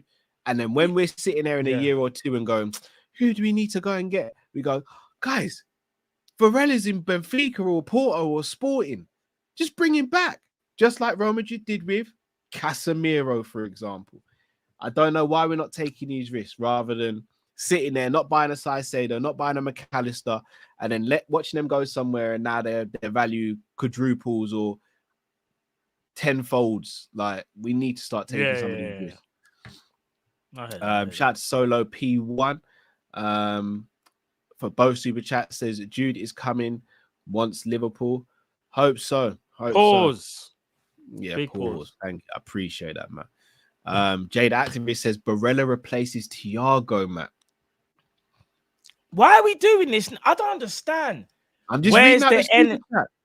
Jay, where is the energy for Flacco and certain other man? Where's that energy? Come on, Jay. There's other players that he's been replaced before Thiago. I hear what you're saying, but I just can't be on board, Jay. I can't.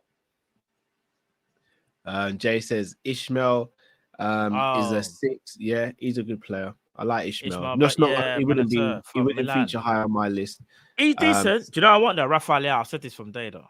Rafael Leao's quality. Have you seen what he's been doing recently? It's like he's starting to hit form because he had an inconsistent season. Yeah, he did. He's quality. Whoever gets him was onto a winner there. Facts. Jay says Sanderberg will be our only signing. No, they won't. Bro, if we Could sign never. Sanderberg and sign some Oh, unknown player from, I don't even know. Yeah, I don't think I can do this anymore, I'll be honest. Cow and that camera from the 80s. It feels like this show for me has been from the 80s because you've cleared up a little bit. You've gone to 360. Oh no, you went from 360 back to 340. You nearly made that thing. Thiago versus Naby injuries are like empowering versus harassment memes to our fans. There's a conversation that not many people want to bring up, but if Naby's had the same sort of injuries as Thiago, Naby's been thrown under the bus and Thiago hasn't. But there is a massive difference in when they both play. When Thiago plays, there's a difference, the mad difference. You see him stand up on the pitch and you're like, yeah, the guy's special. Whereas Naby's not been able to do that in a Liverpool shirt. Anthony James says, would you take Torres from Barca, 25 mil euro? Ferran Torres, that is, man. Ferran, you know what?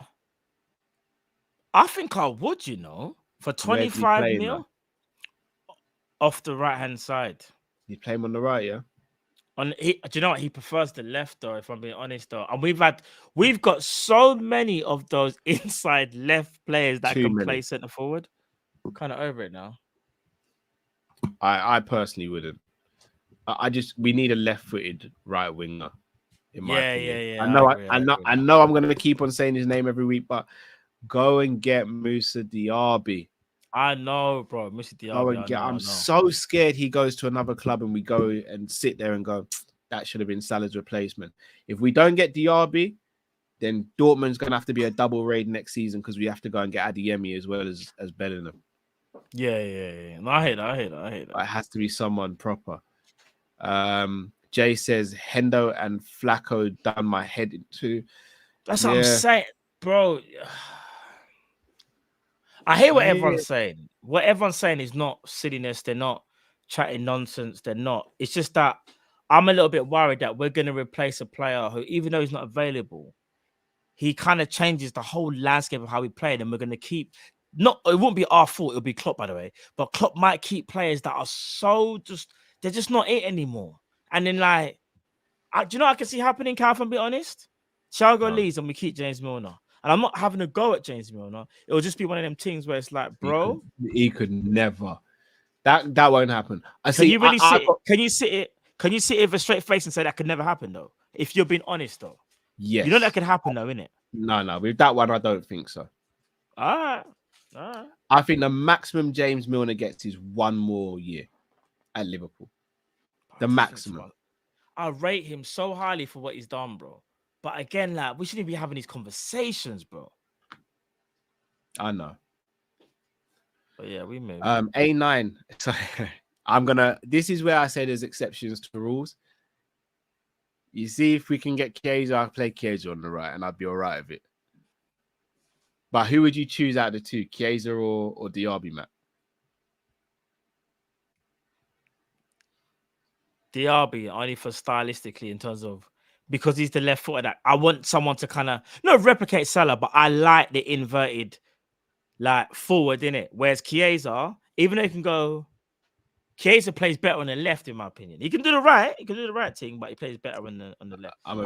Chiesa's better than Diaby. Chiesa's better. There's not a debate there. But I would prefer Diaby if he's going to cover Salah. Now, if you said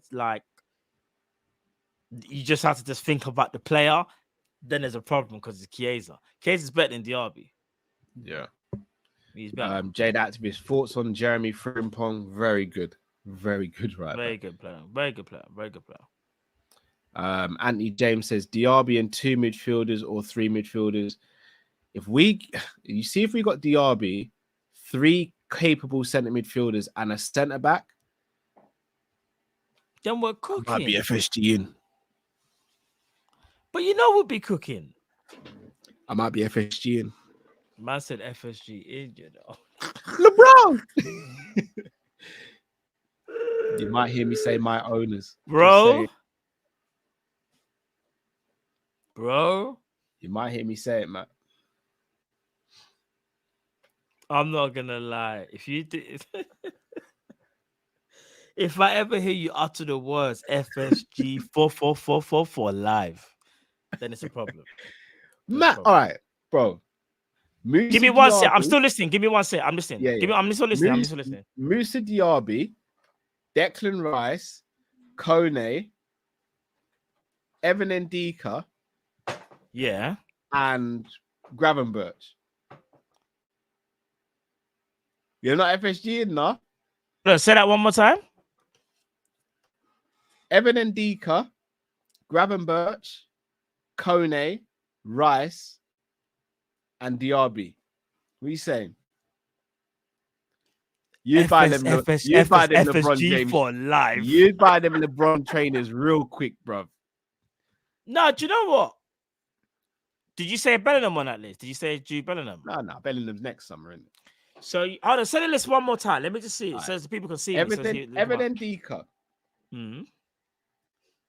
Declan Rice, Manu Kone, Gravenberch, and Musa Diaby.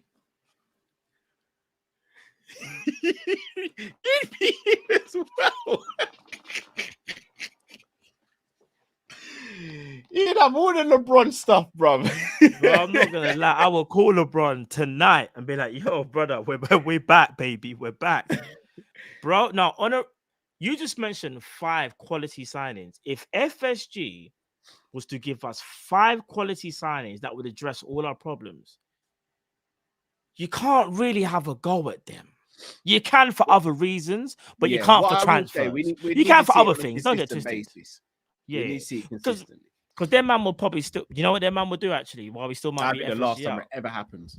Their man will be like, "You're getting 5 players, but we're gonna raise the ticket prices. We're gonna, you know what I mean? The new stand's gonna get pushed back. The loans, the repayment for the loans. They'll probably start charging us to stream about Liverpool, bro. Yeah, all of them things there. So now, all jokes aside, if we was to get those signings, I'd applaud. It would be hard. Yeah, you have to give them a massive round of applause, bro. Have to, bro. Ems Ali says we're wearing that dodgy white kit tomorrow. Pray from now. Wednesday, joking? you mean? But yeah. Where's the green kit? I can't stand that damn kit. I can't stand that other kit, you know. Yeah, the marble thing ain't for me, man. No, man. Anthony James says De'Aaron Fox. I heard, yeah, De'Aaron Fox. I don't know if you saw Carl. De'Aaron Fox from Sacramento. I think he fractured his finger. Oh, he fractured his finger. Yeah, if that's the case, Warriors in 6. You're right. Not trying to sound stupid when I say this. And obviously, I know basketball. You're predominantly using your hand, but I've broken my fingers before. Never played basketball. I was able to still play football though. Yeah. If you are now, let's say it's the 2 middle fingers and you tape it up. I'm just thinking about catching it. I'm not gonna lie, breaking my finger was very painful. Remember, because apparently he's fractured like the top part of his finger. So imagine that every time the ball's thrown to you, remember, because like when it's like one of them ones. Yeah, so I'm just thinking about now. But when you shoot, remember rotation when you shoot. No, I broke this finger here, and when it broke, it dislocated at the top. So it was like my finger was like that basically, and. It was pain. I could. And it's his shooting hand as well, which means because De'Aaron Fox is left-handed like me, so it's his shooting hand as well. But I'm telling you from now, it's messed up that series because that series is 2-2. I don't know if you saw that series is 2-2. Golden State won last night by 1. I want Golden State out, bro. The flipping annoying me, but is this because of the whole the fact that they are so clinical when they get to this stage though? And because you want to start another man to get another ring. Yeah, well, of course I want LeBron to get the ring number 5. But the thing is, Golden State, you have to give them their props. They're so good that when it comes to like postseason playoff time, bro, they're just on another level. They've got like this switch, bro, where they're like, these man like Real Madrid in the Champions League. Bruv, that's a very, very good comparison. They are. They can just switch it on, bro. They're like, playtime. Let's not do this, bro. Name me another player that plays for Sacramento Kings other than De'Aaron Fox, who you had no idea who he was, by the way, until I said his name. I didn't realize he hurt his hand. I just got to read out this super chat though. Andy James, Can you name me another player, Cal? Cal, who's better, Fox or Moran, and why? I'll let you take this one first, Matt. I got Moran. They're asking you. Man said I'm gonna ask you, Matt. But hold on a minute, it says Cal, who's better?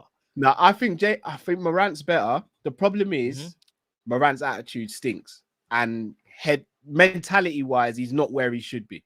Talent wise, but Morant's he's quality. I'll be honest, Morant is probably Fox is a baller as well. Yeah. Morant is probably better. De'Aaron Fox though is really like he's really stepped it up this season. Like there's even a thing now where they call it fourth quarter Fox, innit? Because when it comes to the full quarter, Cal, he just goes off. But obviously, so did Jar the other day, innit? Jar obviously had that. Remember, he had the hand injury as well, Cal, and he came back and played against Lakers and dropped 45 on them. Still lost, but Morant is a talent. But don't sleep on De'Aaron Fox. Like he's kind of like this year really shown himself like, right, I'm the guy in it. So yes, it's going to be interesting to see how their careers pan out. All jokes aside, do you see Warriors doing it again? If I'm being honest, Cal, because they were 2 down, right? Yeah, they were 2 down. They might. Yeah, they might. I think they might, Cal, because especially this series, bro. If De'Aaron Fox has the injury that's been reported, bro, Sacramento can't win. That's their main guy. They got Sabonis and they got flipping Malik Monk, but that's not enough, bro. They got Herter as well, but they haven't got enough. Bro, if he is out, I don't even know how they'll even switch it. That means Malik Monk will probably have to play starting potentially, but they just won't have enough weapons. No, De'Aaron Fox is there, like that's their guy, that's their Kyrie, like their Golden State's Kyrie, that's Lakers, LeBron, whatever. He's their guy, bro. So yeah, if he's out, it's over. That series, and I'm so disappointed because that series for me has been one of the best in it because they're 2 completely different teams, in my opinion. Like Sacramento are so athletic, very, very athletic, but can shoot the ball very well. Golden State, like they're just like, we don't care what you guys can do because we can just shoot the ball. Like basketball is such a simple sport when you look at it. If you can shoot the ball at a high caliber, bro, you're a problem for anybody. That's what Golden State do all the time, bro. So yeah, man. Jay says Kobe played with a broken finger for a whole season. Kobe different though, Jay. Kobe is on another planet, bro. Kobe different. I was obviously you know I do my basketball thing. There's a comparison between Kobe and Davies, the one with the monobrow, and they both got thrown. No, Davies got thrown the ball, broke his finger, kind of threw the ball away.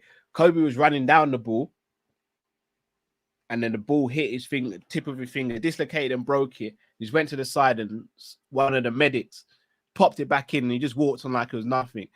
Bro, I popped my finger back in when it happened, bro, and I screamed down the place. I screamed down the place. But he just, it looked as if like he just broke a nail, bro. He just went, and then just got on with it. Me? One thing I will say though, I probably have my feet elevated. No, so would I. But I'm not lying. Like, but one thing I will say though, when some people say like, for example, God ever forbid, like, but say I broke my foot and you broke your foot, but we reacted differently. I think people always think, oh, if Matt was screaming down the plate, like Matt's like he's not that strong, shock and adrenaline. But but more not only that, Cal, your break could be different to my break. Yeah. I think that's what people sleep on. When people say like you got injured, you broke your finger.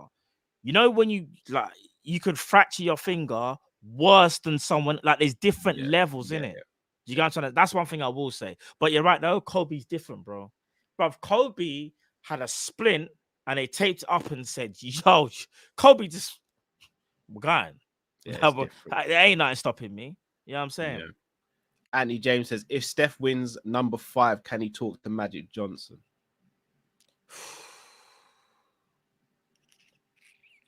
We'd have to have that conversation. I think here's one thing I will say though.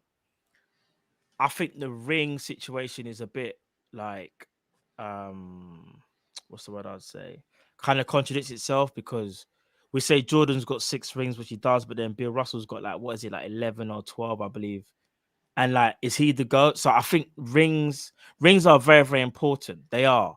But then I think people, though, innit? yeah, you got looking at your opponents and your journey. And I guess you can't really change your journey who you play, but people will always look at that. And that's why, even though I might not necessarily agree with it when I deep it now, there's always been this argument like, oh, who's better at LeBron and Kobe? Like, and this is when LeBron didn't even have his full thing. He only had 3. Now LeBron's got 4, but it's one of them things where it's like, you got to look at the impact they had on their teams, like who carried which team, who had which superstars. There's so much that goes into it. I don't think it's just about rings. However, a ring for Curry, and let's say Curry gets MVP, which he should do, that boosts his argument to be like, you know what I'm saying? Like, how great is he now? Because for some people, Curry might not necessarily be in like in the top. I think they were doing some top 10 or 15 of all time, and I think they were saying that Kyrie's not there yet. And I was like, is he not there yet? But yeah, But it's kind of mad. this is the thing that always splits people with Curry. You look at Michael Jordan, Kobe, and even LeBron, they can dominate games by themselves, whereas Curry is that icing on the cake and the cherry on top, because he might not dominate the game, but you know he's going to be throwing up mad numbers in terms of his shooting. So he's almost like a striker, whereas if you were to compare it to football, Kobe, LeBron, and Michael Jordan, they were your Gerrard, your centre midfielders that were defending and attacking, whereas Curry's getting the ball, looking up and saying, I'm smashing this top corner. So he might not get the same score. He's a Haaland. He's a Haaland, basically. Do you know what it is with Curry? He's not a two-way player, as they say, innit? He's not two-way. So Curry, offensively, amazing. But defensively, Kyrie Irving can cook him at any point he wants. In my opinion, this is just my opinion, by the way. I think Kyrie Irving's a better overall player than Curry, but Kyrie's just the greatest shooter of all time. Like, if we're talking skill set, like pure skill set, who's got more skills? Kyrie in his prime probably had the best handles in the game. No, Kyrie Irving has the best handles of all time, period, for me. Like, it's not even a bro. Kyrie Irving's skill set is unquestionably one of the greatest of all time. I think people get confused with his attitude and maybe his mentality, because obviously things outside of basketball and whatever. But I think people sleep on what Kyrie Irving did in the 2016 finals, bro. Man was cooking up Steph. You lot in the comments aren't rating me at all still. You lot actually man was cooking up Steph like, I mean, don't get it twisted. It's maybe from like game 3 or 4. Like, either someone's better at dribbling. Disagree. Kyrie Irving. I think people don't understand Kyrie Irving, bro. Kyrie Irving is just I'm sorry, bro. Don't get me wrong. Iverson is elite, by the way. But Kyrie Irving, he's got it all, bro. Man can do the mid-range. Man can do the left hand off the glass. Man's got the hezzy. Man's got the feint. Man's got all of it, bro.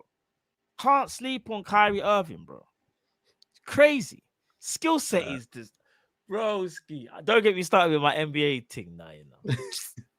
Our NBA team, respect me, bro. I've just held a conversation with you, bro. Sorry, bro. I meant I was talking to the people, though. It wasn't about you. It was about me. You know how many man them are just cussing me in the comments? Oh, Cal must have ESPN open in the other tab. You must have notes in his hand. I just held an NBA conversation and you lot still aren't respecting me. You lot doing me. No. I respect it. I respect it. I was talking to the people. I wasn't even talking to you. I was talking to the people. I'm setting up my respect now, bro. You man have to rate me differently now. You have to rate me differently now. I've earned it now. Eastwood says they used to spray to numb the pain on the fingers. Yeah, but you still feel it, though. You still do feel it. Yeah. Eastwood says Kyrie is more of a complete player than Curry, and Kyrie's handles are tops over out and Zeke. I think it means AI. Yeah. And I agree with that. Facts. Facts. Jay says quick thoughts on Davis versus Garcia. Bro! Liver shot nosebleed is crazy. He had a Liverpool of blood in him. I watched that live. I actually woke up without supposed to waking up, Cal. Watched the fight live. Bro, before anything happened, I kept on saying Davis, though, from early. Yeah. And I wish I put a little something on it, because I said, Davis going to beat him, you know. I rate Garcia, but Davis going to beat him. But Davis is a problem. Anyway, different, bro. The only frustration I have with Davis is that he's probably going to fight Loma, but he's not going to fight a peak Loma. And Davis in his peak versus, or Davis when he could have fought Loma, that fight there would have been special. But for me now, he beats Loma. Loma slowed down a little bit. I think he beats Loma now. Yeah. But Davis a problem. He's a problem, bro. Problem. For me, I never saw how Garcia was going to win that fight. I just didn't see it. Yeah. Davis is different. But Garcia is good. It's just I just didn't see him beating Davis. You know, like you can rate someone, but it's like I don't think he's good enough. It's like when I said, I know Drift's gonna hate me for this. Big up Drift. It's like when I said I rate Whittaker, but I don't see him beating Adesanya. It's not because I think Whittaker's dead enough. I just think there's just Whittaker, levels, isn't it? yeah, it's just like there's levels. Just like, and what man can do compared to the other guy, you got to look at like who can counter who, like who's like, bro. The way Davis, do you know how they were talking about Garcia's speed? Did you see Davis's speed? Didn't even see the liver shot. Oh, the liver shot like it wasn't even there. Crazy stuff. Rate both fights for even taking the fight on though. Eastwood says, I went to a Mexican bar for the fight and cleaned up on bets. Right, you're brave, bro. Davis versus Shakur is the best matchup. Davis will punish Devin Haney. Yeah, I agree with that. Like Haney's good, but Haney ain't got the power to keep to keep someone like a Davis off you. You have to have power that he looks back at you and go, I respect the power still. I got a box different. Haney ain't got that sort of power. Shakur Stevenson now, that's a fight I want to see. Yeah, no, but I don't know if we get these fights because you know what boxing's like, unfortunately. You know what it's like. But people, look, we've even gone a bit longer because me and Matt blessed you some NBA knowledge. Again, you know my thing. Matt's good with his NBA stuff. Me, elite. Calame Smith, they say. So, Calame Smith, did you say, Matt? Yeah, I'll take it. Skip. But no, guy. people. This guy, you know. If you haven't already, please do smash the like button. You'll be getting a West Ham preview tomorrow. Not sure whether it'll be live or pre-recorded yet, but make sure you tune in for that. I'm still is the West Ham game, is that on TV? I know the Man City Arsenal game is going to be on. I believe all the games are on this Wednesday, right? Oh, that's a good point. You know, let me check now. Hold on. Let me check now. That's a very because the Man City Arsenal game is obviously going to be televised. Yeah. And it's making me wonder, will our game get televised? Jay says, how good is Charlo? Can he beat Canelo? Charlo's good. He ain't beating Canelo though. Canelo stops him. Eastwood says, let's get NBA Kop-Ish going for the playoffs. Come on, man, it'll be fun. We're BT Sport 2, Cal. We're BT Sport 2, cool. Apparently. Arsenal BT Sport 1. Matt, do you want to do this? Do you want to do NBA playoffs? Do you want to? What's this? Let's get NBA. Let's get. We won't be able to do watch long for it, guys. Like literally. Yeah, what we could maybe do, maybe me and Cal could do a little like members video if you want. Yeah, like a little members something. Yeah, we could do little members or something like that. I'll be honest, because of my knowledge on NBA, I really should get paid for talking, bro. Me speaking about it for free is kind of, it's kind of wild still. People, are you hearing this? And people, this is the guy you want to keep helping in the comments, you know. I'm just saying. You want to help this guy in the comments. Raw, man asked me, what does NBA stand for, you know? If you don't get this, we might as well quit now, bro. You don't think don't do that, I know you know it is. I'm saying if you didn't know. Oh. Come on, bro. Say it with me on 3. We're in it together, yeah? On 3, ready? Basketball Association. Come on, bro. What we doing? I'm just making sure. Bro. I'm just making Smith, bro. Respect me, man. No, bro. I can't even believe you made me answer that, bro. All right. Do you know what we're gonna do? All right, we're gonna ask you one question. You know Allen Iverson played for the 76ers. I don't feel like answering anymore, bro. Don't do that. You're trying to get out of it because the question is going to be peak for you. Bro. Allen Iverson played for the 76ers. And who made that comment as well? Block that person, bro. Oh my gosh. Block that person. I want that person blocked. That was a disrespect, bro. How had ESPN open? How had ESPN open? You know, he just the National Basketball. I was just looking to the right side. Real, Matt. If I said to you, Matt, I know you know what it is. I know, bro. If you can talk to me still about ask Steph me, Curry, bro. there's no way you can't know what the sport stands for. You still 100%. ask me, I know that, bro. Come on, bro. But yeah, just quickly though. Go on. What's this? Woo-hoo. I won't even ask you this question because you're in trouble, bro. If you answer this question, you're in trouble, fam. You're in trouble. Why am I in trouble, Matt? Bro, you know what time it is already. If you answer the question, I won't even say nothing. I won't even read it. I won't even say a word. Go and read it out, bro. Do you want me to read it out? Go and read it then. Name the 3 teams that Allen Iverson played for. LOL. Well, LOL in one of the teams, I know that much. Go answer then. Go. I do one, you do one, I do the third one. Okay. 76ers. Yeah. So you got do one now. Philadelphia, Detroit. Yeah, Philadelphia. Yeah. Yeah. Say again. You said Have who? you- Yeah, 76ers. Yeah. Yeah, you know, And you you got name Denver, where you played Carmelo Anthony. Yeah. one. Denver And then- Nuggets. I said Denver Nuggets. I said Denver Nuggets, who you played with Carmelo. Yeah, you say the third one now then, bro. Memphis Grizzlies, bro. Say again. Memphis Grizzlies. Yeah. So who was the first one, Cal? 76ers. You sure? Yes, bro, I'm positive. Okay. I'm just asking. If I'm not mistaken, he returned to the 76ers after he left as well, didn't he? I don't know. You told me you're the NBA man. Well, you know. Did he, Cal? Yes, he did. Callum A. Smith says he did, so he did, bro. So wait a second. So when more he played- questions. What is his mastermind, bro? Why can't man just give me my flowers, bro? That's what I'm asking for. All I want is a little People. respect, bro. People. I ain't saying nothing. He played for 4 teams. You know what? You're right. Pistons was the other one. How you like me now?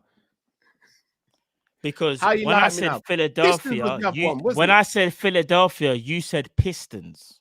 You No, do I didn't. I realize said that? 76ers. I've never said Pistons before now. Rewatch the tapes, bro. All right, bro. All right. Who did Hakeem Olajuwon play for? Brother, Random. what is this, bro? I'm Right, just doing this now. random. No, I'm not doing this anymore, bro. Who was the other AI that played? Who Who was the other AI that played for 76ers? I can't remember off the top of my head. Like that one, I can't remember. And he now plays for Golden State.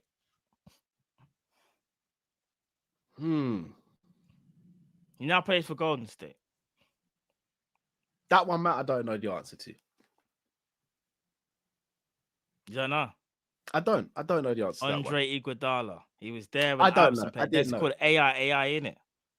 I'm just saying. The only AI I recognize apart from artificial intelligence is Allen Iverson. Just stop, bro. Just stop. Oh my, this guy, bro. You know what though? We're gonna do a playoffs thing. We'll do a playoffs thing. I'll tell you what, we'll do like a little members thing. But you know what we'll do? No, I'm not doing it now, bro. I need to see some real respect in the comments, bro. Oh my. First and foremost, I need to see 1,000 likes on this. But second of all, I just need to see people. that. Do you know what I need to see people do in the comments? If I see 10 people write Callum A. Smith and just put 3 flowers next to it, then I'll do it. If I don't see that, I ain't doing it, bro. I ain't doing it. You might want prime time and you ain't willing to pay and give up the respect for it. I ain't doing it. You are reaching so No, bad. bro, I'm done with it. I'm done with coming on there and people questioning my knowledge. And then when I pass, it's, oh, Cal got us, you know. No. Give me my flowers, bro. Enough's enough. I should be on the desk with Shaq and them, man. Kai, you see the 76ers? Here we go. I told you. I knew it was coming. No, these are genuine. But if we can't talk basketball, But I don't want to talk basketball unless I'm getting paid for it now, bro.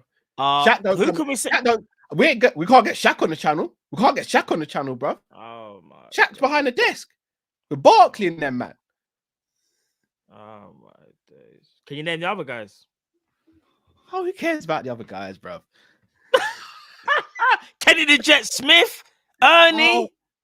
But of course I know, bro, with the cigar and all that, and yeah, and shooting. The other day he did, was it five? Well, not the other day, he did 5 for 5 from the free throw. Shows he still got it. Whoop-de-doo, bruv. You're not me. Now, do you remember You're D not Rose? Calamay. Do you remember Derrick Rose? Do I remember Derrick Rose, bruv? Yeah, do you remember Derrick Rose? Of course I remember Derrick Rose, bruv. You played for Cal. Bruv, I'm not doing this now. As I said, you lot in the comments, smash the like button. We're out, people. We're I out. need to see 1,000 Yeah, likes. talk is I need to out. see Calamay Smith written 10 times with 3 flowers next to it. They've Else you ain't given you getting your no more flowers. They basketball want. chat. They want you to do the members vid. They actually do. They want you. Look. No, I One, need to see it. I need to see it after the show's ended as well. I two, need to see it. 3. No. Because you lot don't mean 5, it. You lot don't mean it. You got 5. You got 6. Well, we're 5 short. Broski, come on, man. You got your flowers, bro. Nah, bro, I ain't, bro. They picked them out of someone's garden, bro. I want to be treated properly, bro. Imagine Carl wants his flowers for the M. Bro, listen, people, we're doing a members with. Whether Carl likes or not, we're doing members with. He knows we're doing members with. Now, but people, listen, smash that like button if you haven't already. Listen, we chopped it up for longer than that, which we actually spoke today. Big up Cal as well, because obviously, Cal, you had the problems with the internet. So respect, bro. Trust me, the internet was trying to cancel us. But yeah, for real. But yeah, man. Now, people, listen. Love as always. Also, we'll be back, like Cal said. Should be tomorrow for the preview. And obviously Wednesday, we've got the game on Wednesday. Then we've got the Prem panel show. Then we've got the Friday night show.